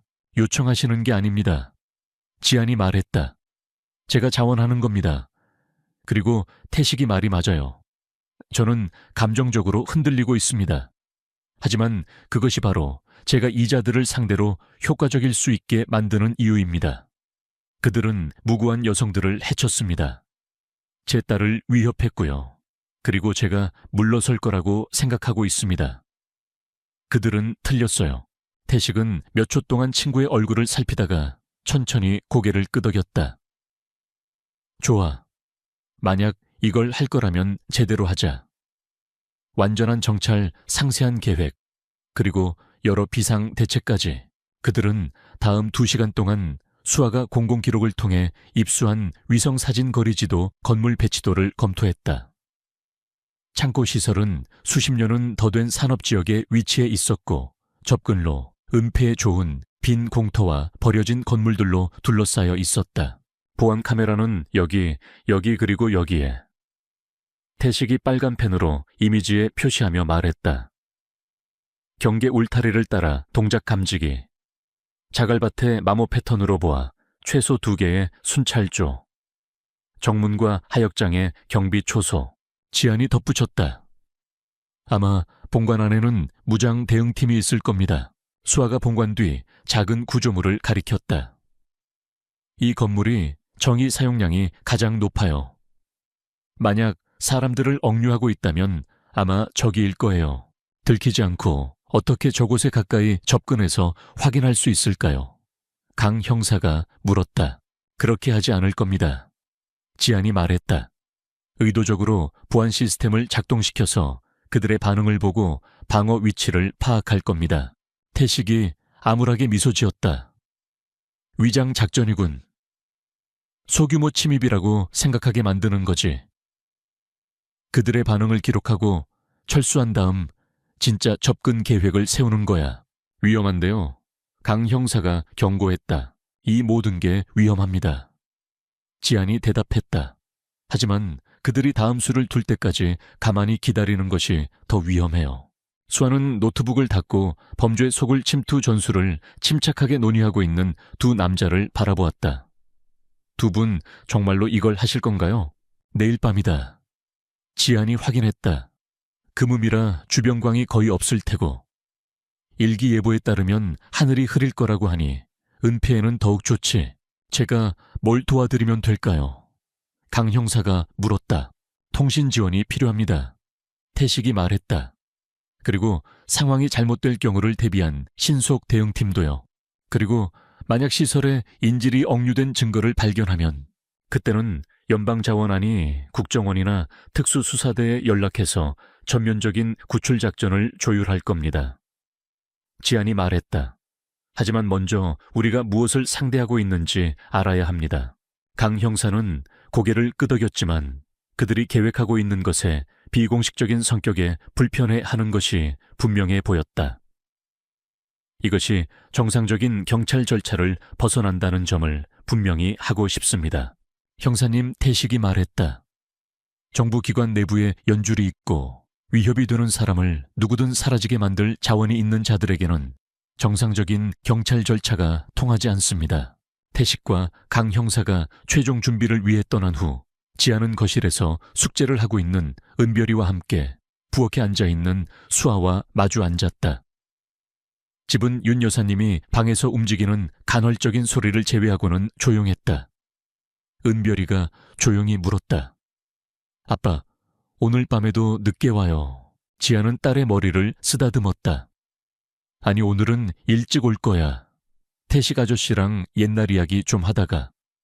그는 딸에게 불안감을 주고 싶지 않았다. 하지만 그의 마음은 이미 내일 밤의 작전에 가 있었다.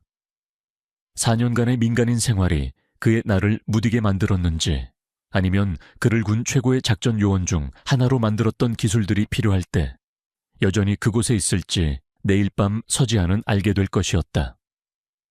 어느 쪽이든 빅토르박의 인신매매 조직은 특수부대원의 가족을 위협하는 것이 그들이 저지를 마지막 실수가 될 것이라는 것을 곧 깨닫게 될 터였다.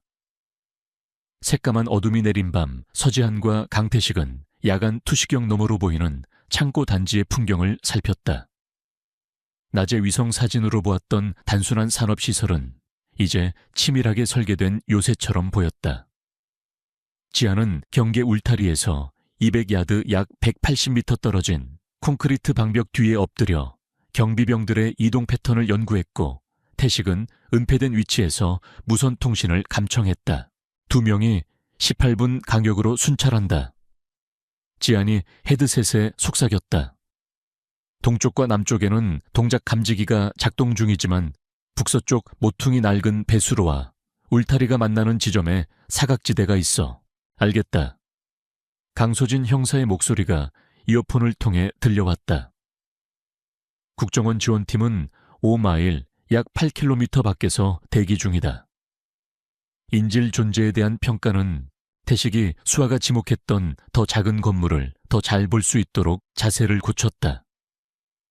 열화상 카메라로 보니 후방 구조물에 최소 6명이 있다. 움직임은 거의 없고 구속된 상태와 일치한다.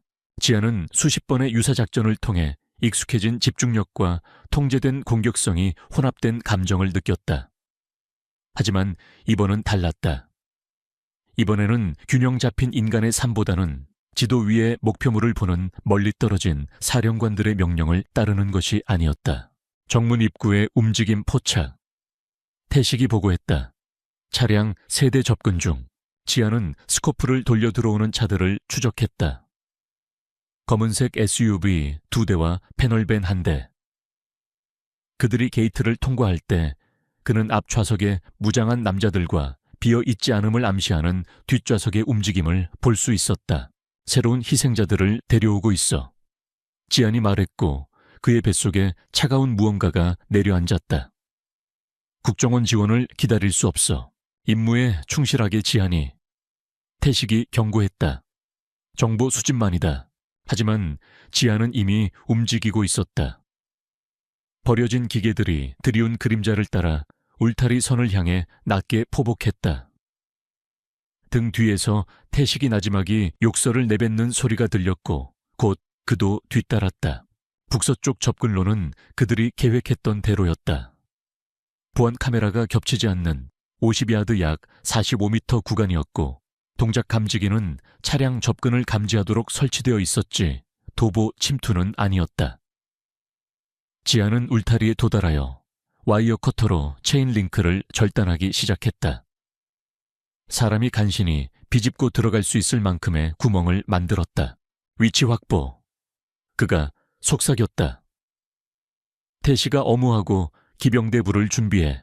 아니, 같이 간다. 태식이 이미 울타리를 향해 움직이며 대답했다. 지안이 반박하려던 순간 그의 피를 얼어붙게 만드는 소리가 들렸다. 더 작은 건물 안에서 들려오는 흐느끼는 듯하지만 분명히 들리는 여자의 구조 요청 소리였다. 젠장. 지안이 말했다. 들어간다. 그들은 울타리 구멍을 통해 경계와 건물 사이에 개방된 공간을 가로질렀다. 그림자와 경비 순찰 경로에 대한 지식을 활용하여 발각을 피했다. 지안은 4년간의 민간인 생활이 사라지고 근육기억과 전술적 본능이 모든 움직임을 이끄는 것을 느끼며 자신의 훈련이 완전히 장악하는 것을 느꼈다. 더 작은 건물에는 2개의 입구가 있었다.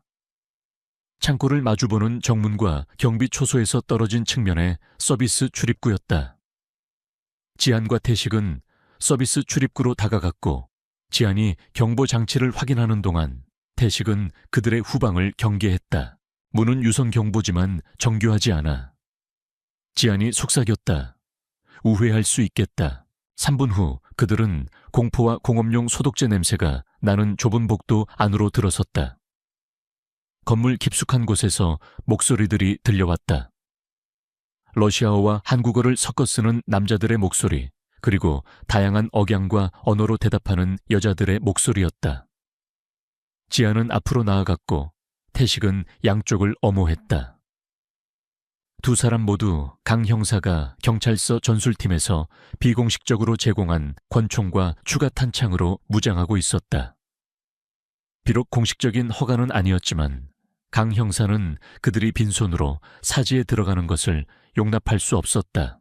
첫 번째 문에 다다랐을 때 지안은 분노로 턱이 악물리는 대화를 들었다. 새로운 애들은 빨리 처리해야 해. 한 남자가 외국 억양이 섞인 한국어로 말했다. 시내에서 생긴 문제 때문에 일정이 앞당겨졌어. 조사하던 그 여자는 어떻게 됐지? 다른 목소리가 물었다. 빅토르가 직접 처리하고 있어. 오늘 밤 그놈이랑 딸내미랑 같이 여기로 끌려올 거야. 지안의 시야 가장자리가 붉게 물들었다. 그들이 감히 은별이를. 태식이 친구의 분위기 변화를 감지하고 그의 팔을 잡았다. 진정해 형제, 냉정하게 대처해야 해. 지안은 고개를 끄덕이며 억지로 작전 모드로 돌아왔다. 그들은 복도를 따라 계속 나아갔고 끔찍한 상태로 갇혀 있는 여성들을 볼 수 있는 3개의 방을 지나쳤다. 희생자들은 10대 후반에서 20대 중반으로 보였고 모두 약물에 취해 있거나 다른 방식으로 강압적으로 복종당한 흔적을 보였다. 인질 8명 확인. 지안이 무정의에 속삭이며 즉각적인 국정원 지원을 요청했다. 15분 거리다. 강 형사가 응답했다. 그때까지 위치 유지할 수 있나? 불가능하다. 복도 끝에서 발소리가 다가오자 지안이 말했다. 곧 발각될 것 같다. 자동화기를 든 경비병 2명이 모퉁이를 돌았다. 지안과 태식은 동시에 움직였다. 지안은 더 가까운 경비병을 조르기 기술로 몇 초 만에 의식을 잃게 만들었고 태식은 2번째 남자의 무기를 빼앗고 손을 등 뒤로 묶었다. 그들이 경비병들에게서 빼앗은 소총은 불법 개조된 AK 계열이었다. 인신매매범들은 중무장하고 있었다. 은밀함은 여기까지군. 태식이 중얼거렸다. 단지 전체에 경보음이 울리기 시작했고 본관 창고에서 무장한 남자들이 침입에 대응하기 위해 동원되는 고함 소리가 들려왔다. 지안은 인신매매 희생자들을 묶고 있던 속박을 자르며 방에서 방으로 이동하기 시작했고 태식은 복도를 막았다. 걸을 수 있겠어요. 지안이 처음으로 풀어준 19살도 채 안 되어 보이는 금발 소녀에게 물었다. 네, 그럴 것 같아요. 그녀가 떨리는 목소리로 말했다. 약물을 투여받았지만 약효가 떨어지고 있어요. 이름이 뭐예요? 이지현입니다. 지안의 숨이 멎었다. 이지현. 최수아의 룸메이트였다. 모든 조사를 시작하게 만든 그 실종 여성이었다. 지현 씨, 저희가 구하러 왔습니다. 최수아 씨가 보냈어요. 이지현의 눈에 반가움이 떠올랐다. 수아 씨, 괜찮아요. 지금은 안전해요. 당신과 다른 분들을 여기서 나가게 해야 합니다. 지안은 계속해서 인질들을 풀어주는 동안 태식은 점점 더 많은 무장 인신매매범들을 상대로 복도를 막아섰다. 이제 건물 안에는 총격 소리가 메아리치고 있었고 지안은 그들이 길어야 몇 분 안에 제압당할 것이라는 것을 알았다. 태식아, 여자들을 지금 당장 이동시켜야 해. 지안이 외쳤다. 작업 중이다. 태식이 징역하는 경비병들에게 조준 사격을 가하며 대답했다. 하지만 양쪽에서 손님이 오고 있어. 지안은 신속하게 전술적 평가를 내렸다. 약물과 심리적 외상으로 약해진 인질 8명, 최소 10여 명의 무장한 적들에 맞서는 2명의 요원, 즉각적인 지원 병력 없음. 아프가니스탄에서 잘못되었던 바로 그런 종류의 상황이었다. 지연 씨, 지안이 말했다. 다른 여자분들 이동하는 것 좀 도와줄 수 있겠어요? 모두 서비스 출입구로 가야 합니다. 네, 이지현이 대답했고 지안은 구조가 실제로 일어나고 있다는 것을 깨닫자 그녀의 목소리에 힘이 돌아오는 것을 볼 수 있었다. 여자들이 출구를 향해 움직이기 시작하자 지안은 복도에서 태식 옆에 자리를 잡았다. 인신매매범들은 이제 그들이 아마추어 자선가가 아닌 전문가들을 상대하고 있다는 것을 깨닫고 더 조심스럽게 징역하고 있었다. 국정원이다. FBI다. 건물 밖에서 목소리가 외쳤다. 너희는 포위됐다. 인신매매범들이 이 새로운 상황을 받아들이면서 총격이 잠시 느슨해졌다. 지안은 그 혼란을 틈타 인질들을 서비스 출입구로 이동시켰다. 하지만 그들이 출구에 다다랐을 때 빅토르 박이 무장한 2명의 남자와 함께 나타났다. 어디 가시나? 빅토르가 이지현에게 무기를 겨누며 물었다. 지안은 자신의 딸을 위협했던 남자와 마주하게 되었고 그가 통제하고 있던 모든 분노와 보호 본능이 마침내 표적을 찾았다. 하지만 그와 빅토르 사이에는 이 총격전으로 번지면 죽을 수도 있는 8명의 무고한 여성들이 있었다. 그들이 어떤 움직임을 보이든 인질 사망자가 발생할 것이었다. 그들은 복도 뒤쪽에서 다가오는 자들과 빅토르 일당 사이에 갇힌 셈이었다. 복도 양쪽에서 조여오는 위협 속에 서지안과 강태식, 그리고 8명의 겁에 질린 여성들은 절체절명의 위기에 놓였다. 빅토르 박은 여전히 이지현의 머리에 총구를 겨누고 있었고 그의 뒤틀린 미소는 상황을 완전히 장악하고 있다는 자신감을 드러냈다. 어디 가시려고 했나? 전직 특수부대원 양반 빅토르가 조롱하듯 말했다. 내 사업에 상당한 손실을 입혔더군 서지안. 그리고 내 부하들도 여러 건 들였고 이제 내 놈 딸내미도 우리 물품 목록에 추가될 시간이 된 것 같은데 은별이에 대한 직접적인 위협. 그것은 지안의 마지막 남은 이성의 끈을 끊어버리기에 충분했다. 그의 눈빛이 차갑게 가라앉았고 온몸의 근육이 용수철처럼 긴장했다. 4년간 억눌러왔던 살기 위해 싸워야 했던 본능이 포효하며 깨어났다. 그 여자들은 풀어줘라. 지안의 목소리는 낮았지만 강철 같은 의지가 담겨 있었다. 내 놈 싸움 상대는 나다. 내 싸움 상대는 내 돈을 축내는 모든 놈들이지. 빅토르가 대답했다. 그리고 지금 내 앞에는 아주 비싼 대가를 치르게 될 2놈이 서 있군. 뒤쪽 복도에서 다가오는 발소리가 점점 더 커졌다. 시간이 없었다. 좋아. 지안이 천천히 말했다. 그의 손이 천천히 어깨 높이로 올라갔다. 항복의 제스처처럼 보였다. 네가 이겼다. 그가 무기를 천천히 바닥으로 내려놓으려는 듯 몸을 숙였다. 바로 그 순간이었다. 지안의 몸이 전광석화처럼 움직였다. 바닥으로 향하던 그의 손은 허공을 갈랐고 그의 발은 벽을 박차고 뛰어올라 빅토르에게로 향했다. 동시에 태식 역시 짐승 같은 포효와 함께 빅토르의 부하 2명에게 달려들었다. 오랜 세월 함께 작전을 수행하며 다져진 그들의 호흡은 완벽했다. 빅토르는 지안의 갑작스러운 공격에 당황하여 이지현을 놓치고 반사적으로 반가쇠를 당겼지만 총알은 허공을 갈랐다. 지안의 주먹이 빅토르의 턱을 강타했고 거구의 남자가 휘청거렸다. 지안은 그 틈을 놓치지 않고 빅토르의 총을 빼앗아 들었다. 한편 태식은 2명의 무장한 괴한을 상대로 격렬한 근접 격투를 벌이고 있었다. 총알이 복도 벽을 때리며 파편을 튀겼고 여성들의 비명소리가 아수라장을 더욱 고조시켰다. 태식은 한 명의 소총을 빼앗아 개머리판으로 다른 한 명의 머리를 가격했고 첫 번째 괴한의 관절을 꺾어 무력화시켰다. 그의 움직임은 물 흐르듯 유연했지만 매 순간 치명적인 살기가 번뜩였다. 지안은 빅토르와 뒤엉켜 싸우고 있었다. 빅토르는 강인했고 경험이 풍부했지만 지안은 딸의 생명과 8명의 무고한 여성들의 목숨을 위해 싸우고 있었다. 그의 모든 공격에는 절박함과 분노가 실려 있었다. 그는 빅토르의 공격을 피하며 그의 복부와 옆구리에 연탄을 꽂아 넣었다. 빅토르가 고통스러운 신음을 내뱉으며 뒤로 물러서는 순간 지안은 그의 다리를 걸어 넘어뜨리고는 빼앗은 총으로 그의 머리를 겨누려 했다. 하지만 빅토르는 바닥에 쓰러지면서도 지안의 발목을 잡아챘고 지안은 균형을 잃고 넘어졌다. 두 사람은 바닥에서 뒤엉켜 격렬하게 몸싸움을 벌였다. 빅토르가 숨겨둔 단검을 꺼내 휘둘렀고 지안은 간발의 차이로 피하며 그의 손목을 꺾었다. 단검이 바닥에 떨어지며 날카로운 금소금을 냈다.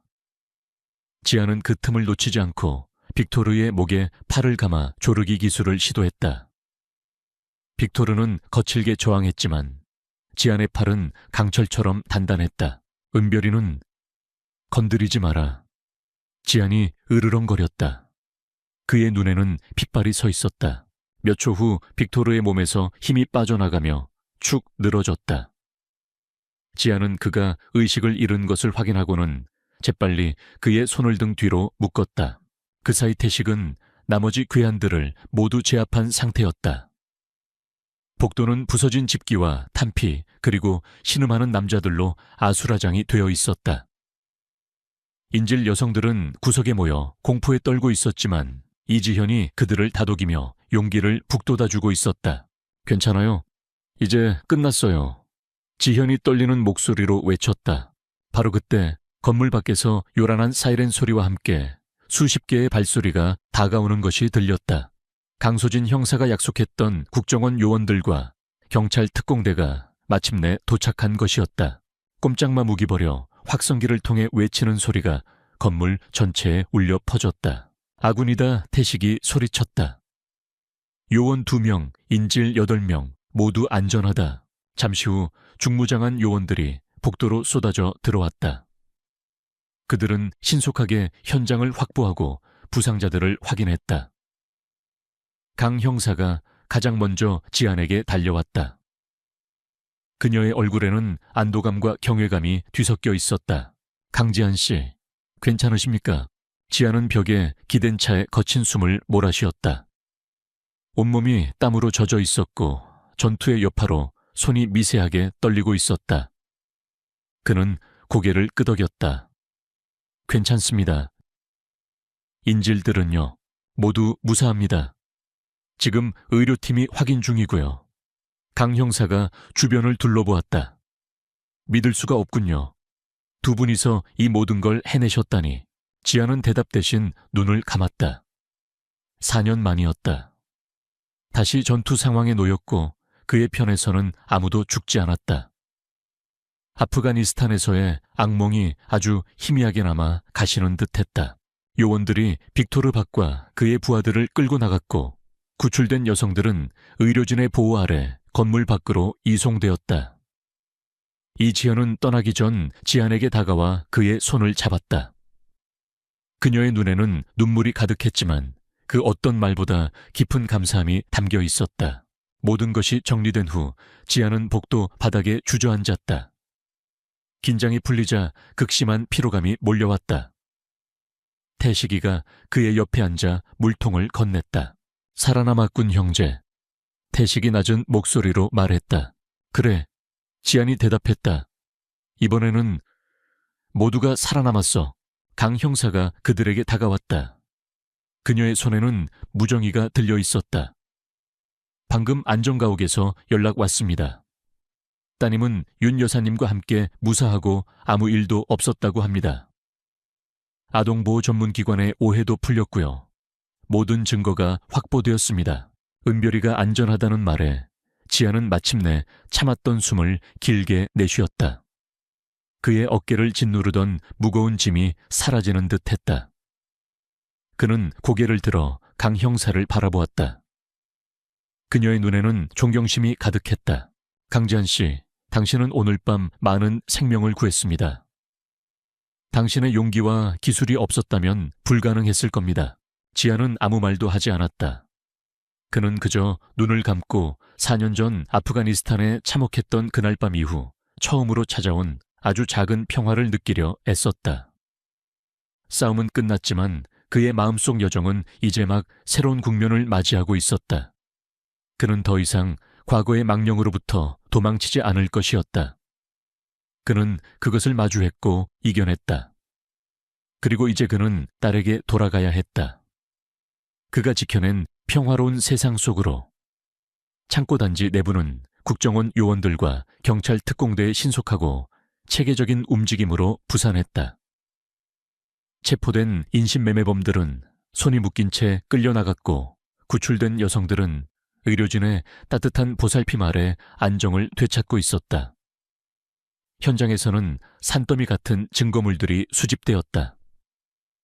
불법 무기, 마약류 위조된 신분증과 여권, 그리고 그들의 국제적인 범죄 네트워크를 암시하는 컴퓨터 파일과 장부들까지. 서지한과 강태식은 강소진 형사와 국정원에서 파견된 김 요원에게 상세한 사건 경위를 진술했다. 그들이 어떻게 창고에 잠입했고 인질들을 발견했으며 어떻게 교전이 벌어졌는지, 그리고 빅토르 박을 제압하기까지의 과정을 숨김없이 이야기했다. 그들의 진술은 전문적이었고 그들의 행동은 영웅적이었다. 김 요원은 전직 특수부대원이었던 두 사람의 뛰어난 전술적 판단과 용기에 깊은 인상을 받은 듯했다. 최수아와 이지현을 비롯한 구출된 여성들은 안전한 장소로 옮겨져 심리 상담과 의료 지원을 받았다. 수아는 자신이 조사한 모든 자료를 김 요원에게 넘겼고 그것은 인신매매 조직의 상부선을 추적하는 데 결정적인 단서가 되었다. 이지현은 수아와 재회하며 눈물을 흘렸고 자신을 구해준 지한과 태식에게 몇 번이고 고개를 숙여 감사 인사를 전했다. 모든 현장 조사가 마무리될 무렵 강 형사가 지한에게 다가와 미소를 지으며 말했다. 좋은 소식입니다, 강지한 씨. 방금 아동보호 전문기관에서 연락이 왔는데 빅토르 박 일당이 체포되고 모든 증거가 확보됨에 따라 아버님에 대한 익명 제보는 악의적이고 근거 없는 것으로 공식 종결되었습니다. 더 이상 그 문제로 걱정하지 않으셔도 됩니다. 그 말에 지안의 어깨를 짓누르던 마지막 무게가 사라지는 듯했다. 딸 은별이를 부당한 의심으로부터 지켜냈다는 안도감이 밀려왔다. 그때 김 요원이 지안에게 다가와 정중하게 말을 걸었다. 강지한 선생님, 잠시 따로 이야기 나눌 수 있겠습니까? 그들은 요원들이 임시 지휘소로 사용하고 있는 한쪽 사무실로 들어갔다. 김 요원은 지안에게 따뜻한 커피를 건네며 말했다. 오늘 강 선생님과 강태식 선생님께서 보여주신 용기와 전문성은 정말 놀라웠습니다. 두 분이 아니었다면 이 많은 생명을 구하지 못했을 겁니다. 그는 잠시 말을 멈췄다가 진지한 눈빛으로 지안을 바라보았다. 강 선생님, 제가 알기로는 4년 전에 군을 떠나신 것으로 압니다. 혹시 국가를 위해 다시 한번 봉사하실 생각은 없으십니까? 저희 국정원에서는 선생님 같은 특수작전 경험과 능력을 갖춘 인재를 절실히 필요로 하고 있습니다. 특히 이런 초국가적 범죄 조직에 맞서기 위해서는요, 지아는 김요원의 제안을 진지하게 경청했다. 한때 그의 삶의 전부였던 일이었다. 국가를 위해 헌신하고 불의에 맞서 싸우는 것. 가슴 한구석에서 잊고 지냈던 뜨거운 무언가가 다시 꿈틀거리는 것을 느꼈다. 하지만 동시에 그의 머릿속에는 딸 은별이의 얼굴이 떠올랐다. 지난 4년 동안 그가 그토록 지키려 했던 평범하고 안정된 삶. 그는 천천히 고개를 저었다. 김요원님 제안은 정말 감사합니다. 그리고 국가가 저를 필요로 한다면 언제든 민간인으로서 최선을 다해 협조할 의향이 있습니다. 하지만 저는 제 인생의 전쟁터에서 이미 너무 많은 것을 잃었습니다. 그의 목소리가 잠시 가라앉았다. 이제 제게 가장 중요한 임무는 제 딸아이를 안전하고 평화로운 환경에서 키우는 것입니다. 저는 제 딸에게 평범한 아빠가 되어주고 싶습니다. 김요원은 그의 대답을 예상했다는 듯 부드럽게 미소 지었다. 이해합니다, 강 선생님. 당신의 선택을 존중합니다.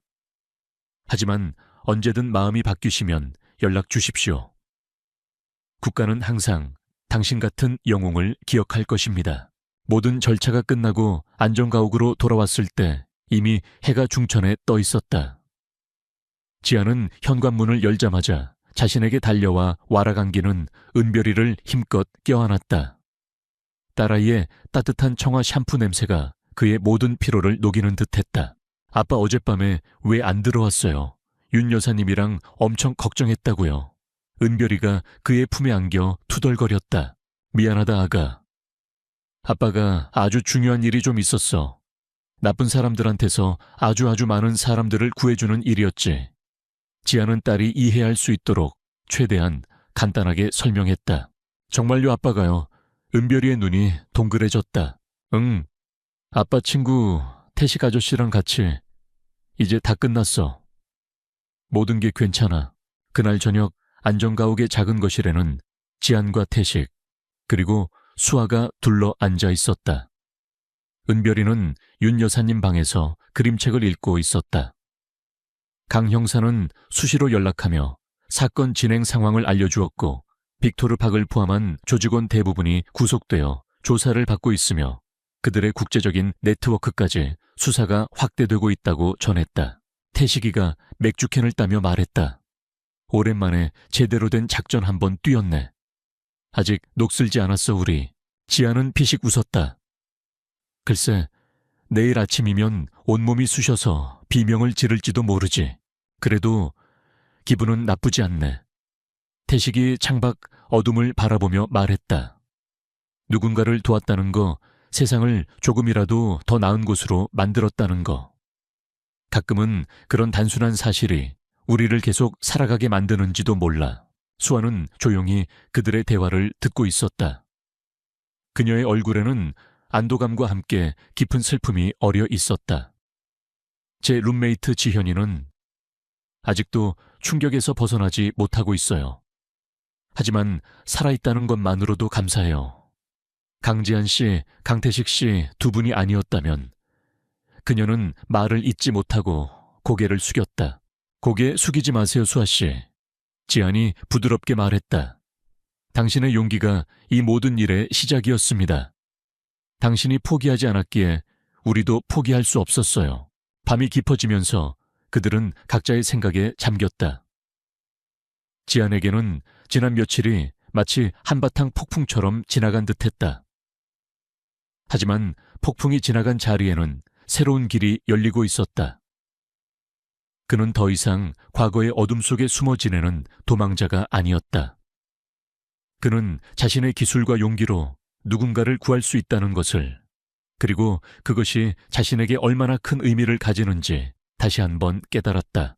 물론 그의 삶이 예전처럼 완벽하게 평온해지지는 않을 것이었다. 하지만 그는 이제 두렵지 않았다. 그에게는 지켜야 할 딸이 있었고 함께할 동료가 있었으며 그리고 무엇보다 자기 자신에 대한 새로운 믿음이 생겼기 때문이었다. 창밖으로 새벽의 첫 기운이 희미하게 비쳐들고 있었다. 길고 길었던 밤이 끝나고 새로운 하루가 시작되고 있었다. 지아는 그 새벽빛 속에서 아주 오랜만에 깊은 평화와 함께 희미한 희망을 느끼고 있었다. 그의 인생 제2막은 이제 막 시작되려 하고 있었다. 그로부터 6달이 흘렀다. 빅토르 박과 그의 인신매매 조직은 강소진 형사와 국정원 김요원의 공조수사 그리고 최소화 구출된 여성들의 용기 있는 증언 덕분에 국제적인 규모로 전모가 드러나 결국 일망타진되었다. 재판 과정은 길고 험난했지만 결국 관련된 모든 이들은 엄중한 법의 심판을 받았다. 청해면은 다시 평화를 되찾았지만 그 평화는 이전과는 다른 무게감을 지니고 있었다. 주민들은 보이지 않는 곳에서 벌어질 수 있는 어둠의 실체를 알게 되었고 서로를 더욱 경계하고 보살피게 되었다. 서지아는 국정원의 제안을 정중히 거절한 후 강태식과 함께 청해면에 작은 보안 컨설팅 회사 청해 전략솔루션을 설립했다. 그들은 자신들의 특수부대 경험을 살려 지역업체와 주민들에게 보안 시스템 구축 및 위기상황 대처법 등을 자문해 주었고 때로는 강 형사의 요청으로 미해결 사건에 대한 비공식적인 조언을 제공하기도 했다.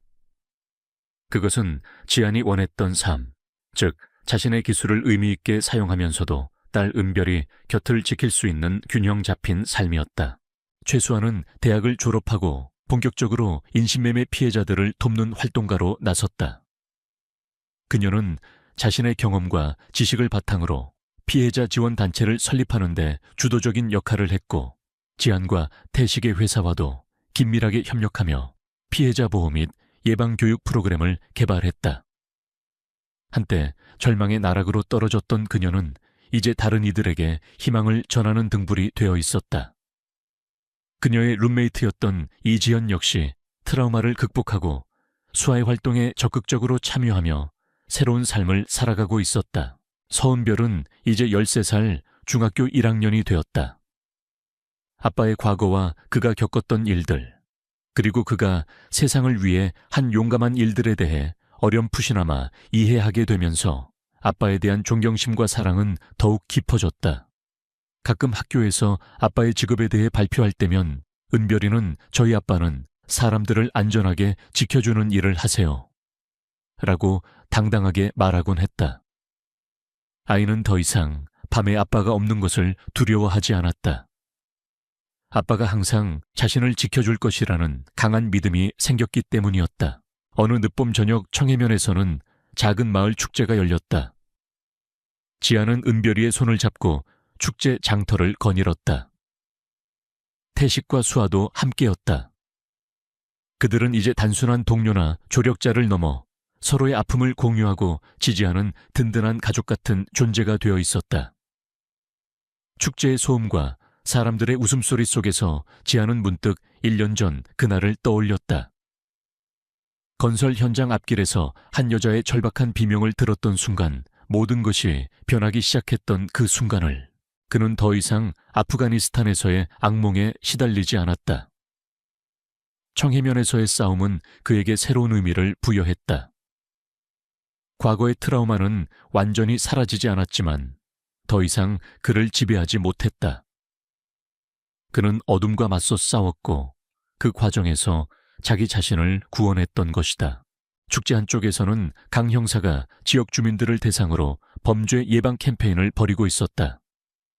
그녀는 지안 일행을 발견하고는 환하게 웃으며 다가왔다.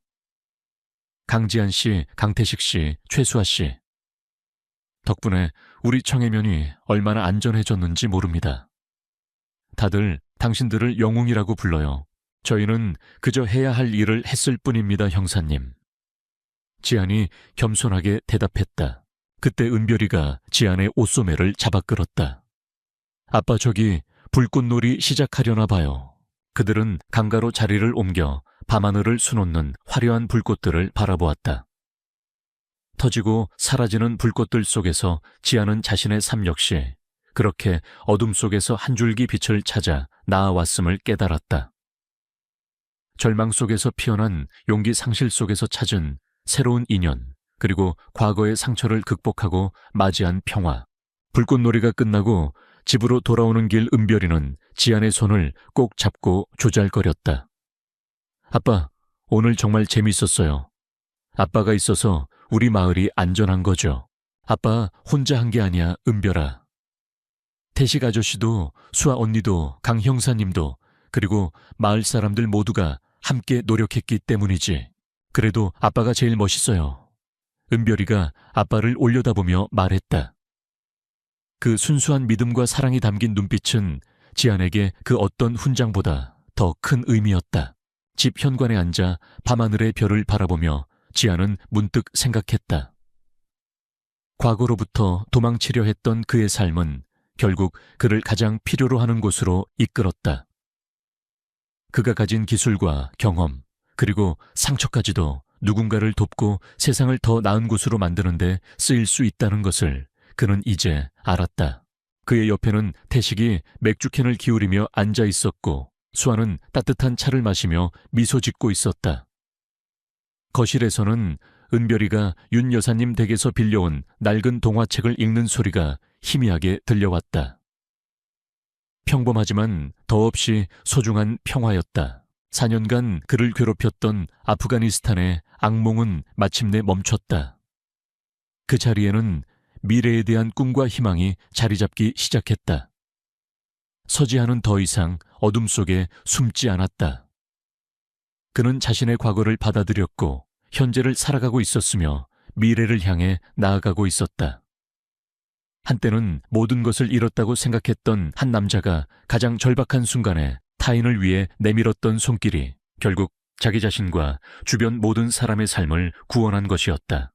청해면의 밤하늘은 그 어느 때보다 맑고 투명했고 수많은 별들이 마치 그들의 앞날을 축복하듯 반짝이고 있었다.